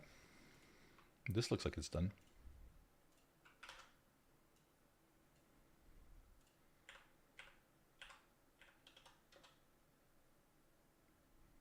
Yeah, oh, wow, okay, so it did work. Boom, wow. Okay, this is impressive. This is really good. So basically, to the people that missed it, this is one of the hardest things that I test these models on. Basically, I ask it to create a snake game of two competing snakes, and then what we're going to do is we run a PyTorch reinforcement learning simulation where these snakes learn to play the game kind of in a simulation, and it's like a neural net that gets developed, and over time they get better and better and better at it. So as you can see here, it ran through 500 games very, very quickly. And in the beginning, these snakes kind of sucked. Let's see. So yeah, they kind of get between 50 and like a few points per round. But over time, towards the end, ideally, they would be getting better and better. I don't know if they're getting better, but I can't tell. But if we put one of them, like we're going to take this neural net that was just trained, we're going to put it in the snake 1, and then snake 2 will be the script. We should see like a noticeable difference. For this game, they learned your special test. Yeah, I wonder if it's possible that they just added to the training data. I need to come up with something of this level that's much, much more difficult. But I gotta say, if this is true, if this is working like it's supposed to, then this thing maybe not one-shotted it, because I think there was one error and we had to add it. But this definitely puts it near the top somewhere. Because this is kind of cool, I gotta say. This is big, because a lot of them are not able to do this in one shot with all those little arguments and stuff like that. I believe Google 2.5 Pro, I think it was able to do it on the first attempt, if I recall correctly. And let's see, Tower of Hanoi. Let's see if it's able to run it. So far, it's not being able to run it well in the browser. Enter the number of disks. Oh, but it's not visual. Oh boy, so it's doing it line by line. If you guys can see that, it's doing it line by line with text. But I mean, that's cool. Awesome. I wish it was visual.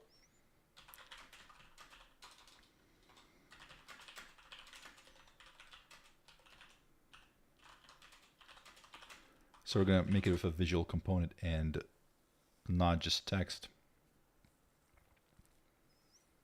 Is this the free version? No, this is the insanely expensive version. This is the GROK 4 Heavy. Really, tomorrow when I wake up and get some sleep, I will need to come up with better tests.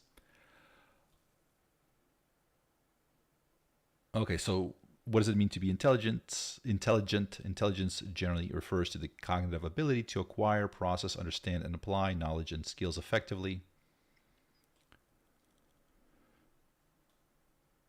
So somebody asked for this earlier. I'll be posting this online most likely. But this seems to be good. Foot traffic in Times Square. So this is like a breakdown pre-pandemic and after. They talking about experiential retail, which I've heard about that. And they're looking at NewYorkCity.gov, for example, as one of their research things. CNN, New York Post, Medium. Yeah, so it looks like it's doing good research. And then it's coming up with the various solutions.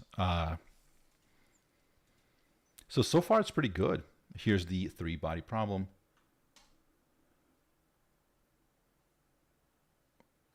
Oh boy, I did it in HTML. I'm not even gonna deal with that right this second.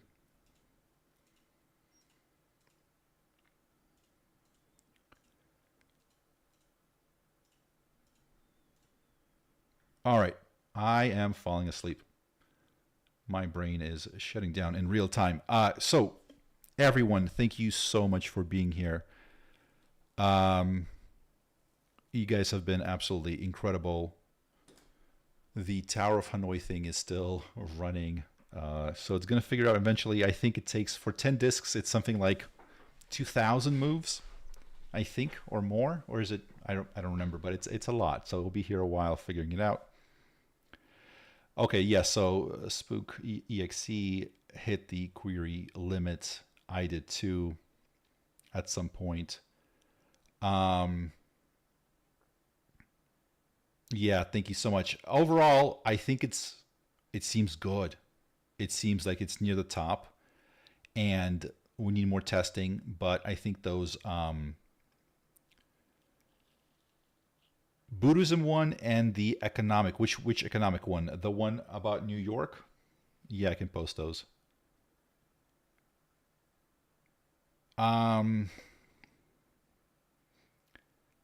Yeah, I'm running out of my human context window. Yeah, the stuff where it's like showing bias, I don't know, man. I don't know if that's a great test just because it's like, it's what it's trained on and the reinforcement learning, and just it's so difficult to get those things right. I mean, you saw what happened with Google and their stuff with the images they were generating. It's hard to make it work the way you want it to work, just because of how these models work, function. So I mean, we can ask it stuff, but it's like when like the judgments on ethics and stuff like that, that's not gonna. I don't know if that's a good test. I mean, we'll test it on that, but man, it's just. I don't know if that's really testing the model or just like how they're fine tuning it with like reinforcement learning, of human feedback and stuff like that. So, anyways, yes. So hit that subscribe button if you haven't. I really appreciate it, and I appreciate all of you being here. Thank you so much for the super chats. For hopefully some of you guys got some memberships. We're going to be doing more stuff, hopefully with the memberships and the live streams. And I'll try to do more tomorrow. I will post what am I supposed to post on Twitter right now? See, I can't even remember my conversation from 2 seconds ago. The economic thing, so I'm going to assume that's the New York, and the other one is the Buddhist one. So I'll post those on my channel on X. You can follow me.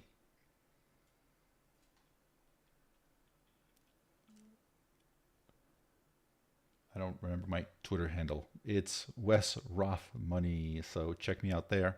And yeah, thank you so much for being here. I hope you guys enjoyed it. See you tomorrow. Give it a thumbs up and have a good night. I am out. I'm crashing. Thank you. Bye.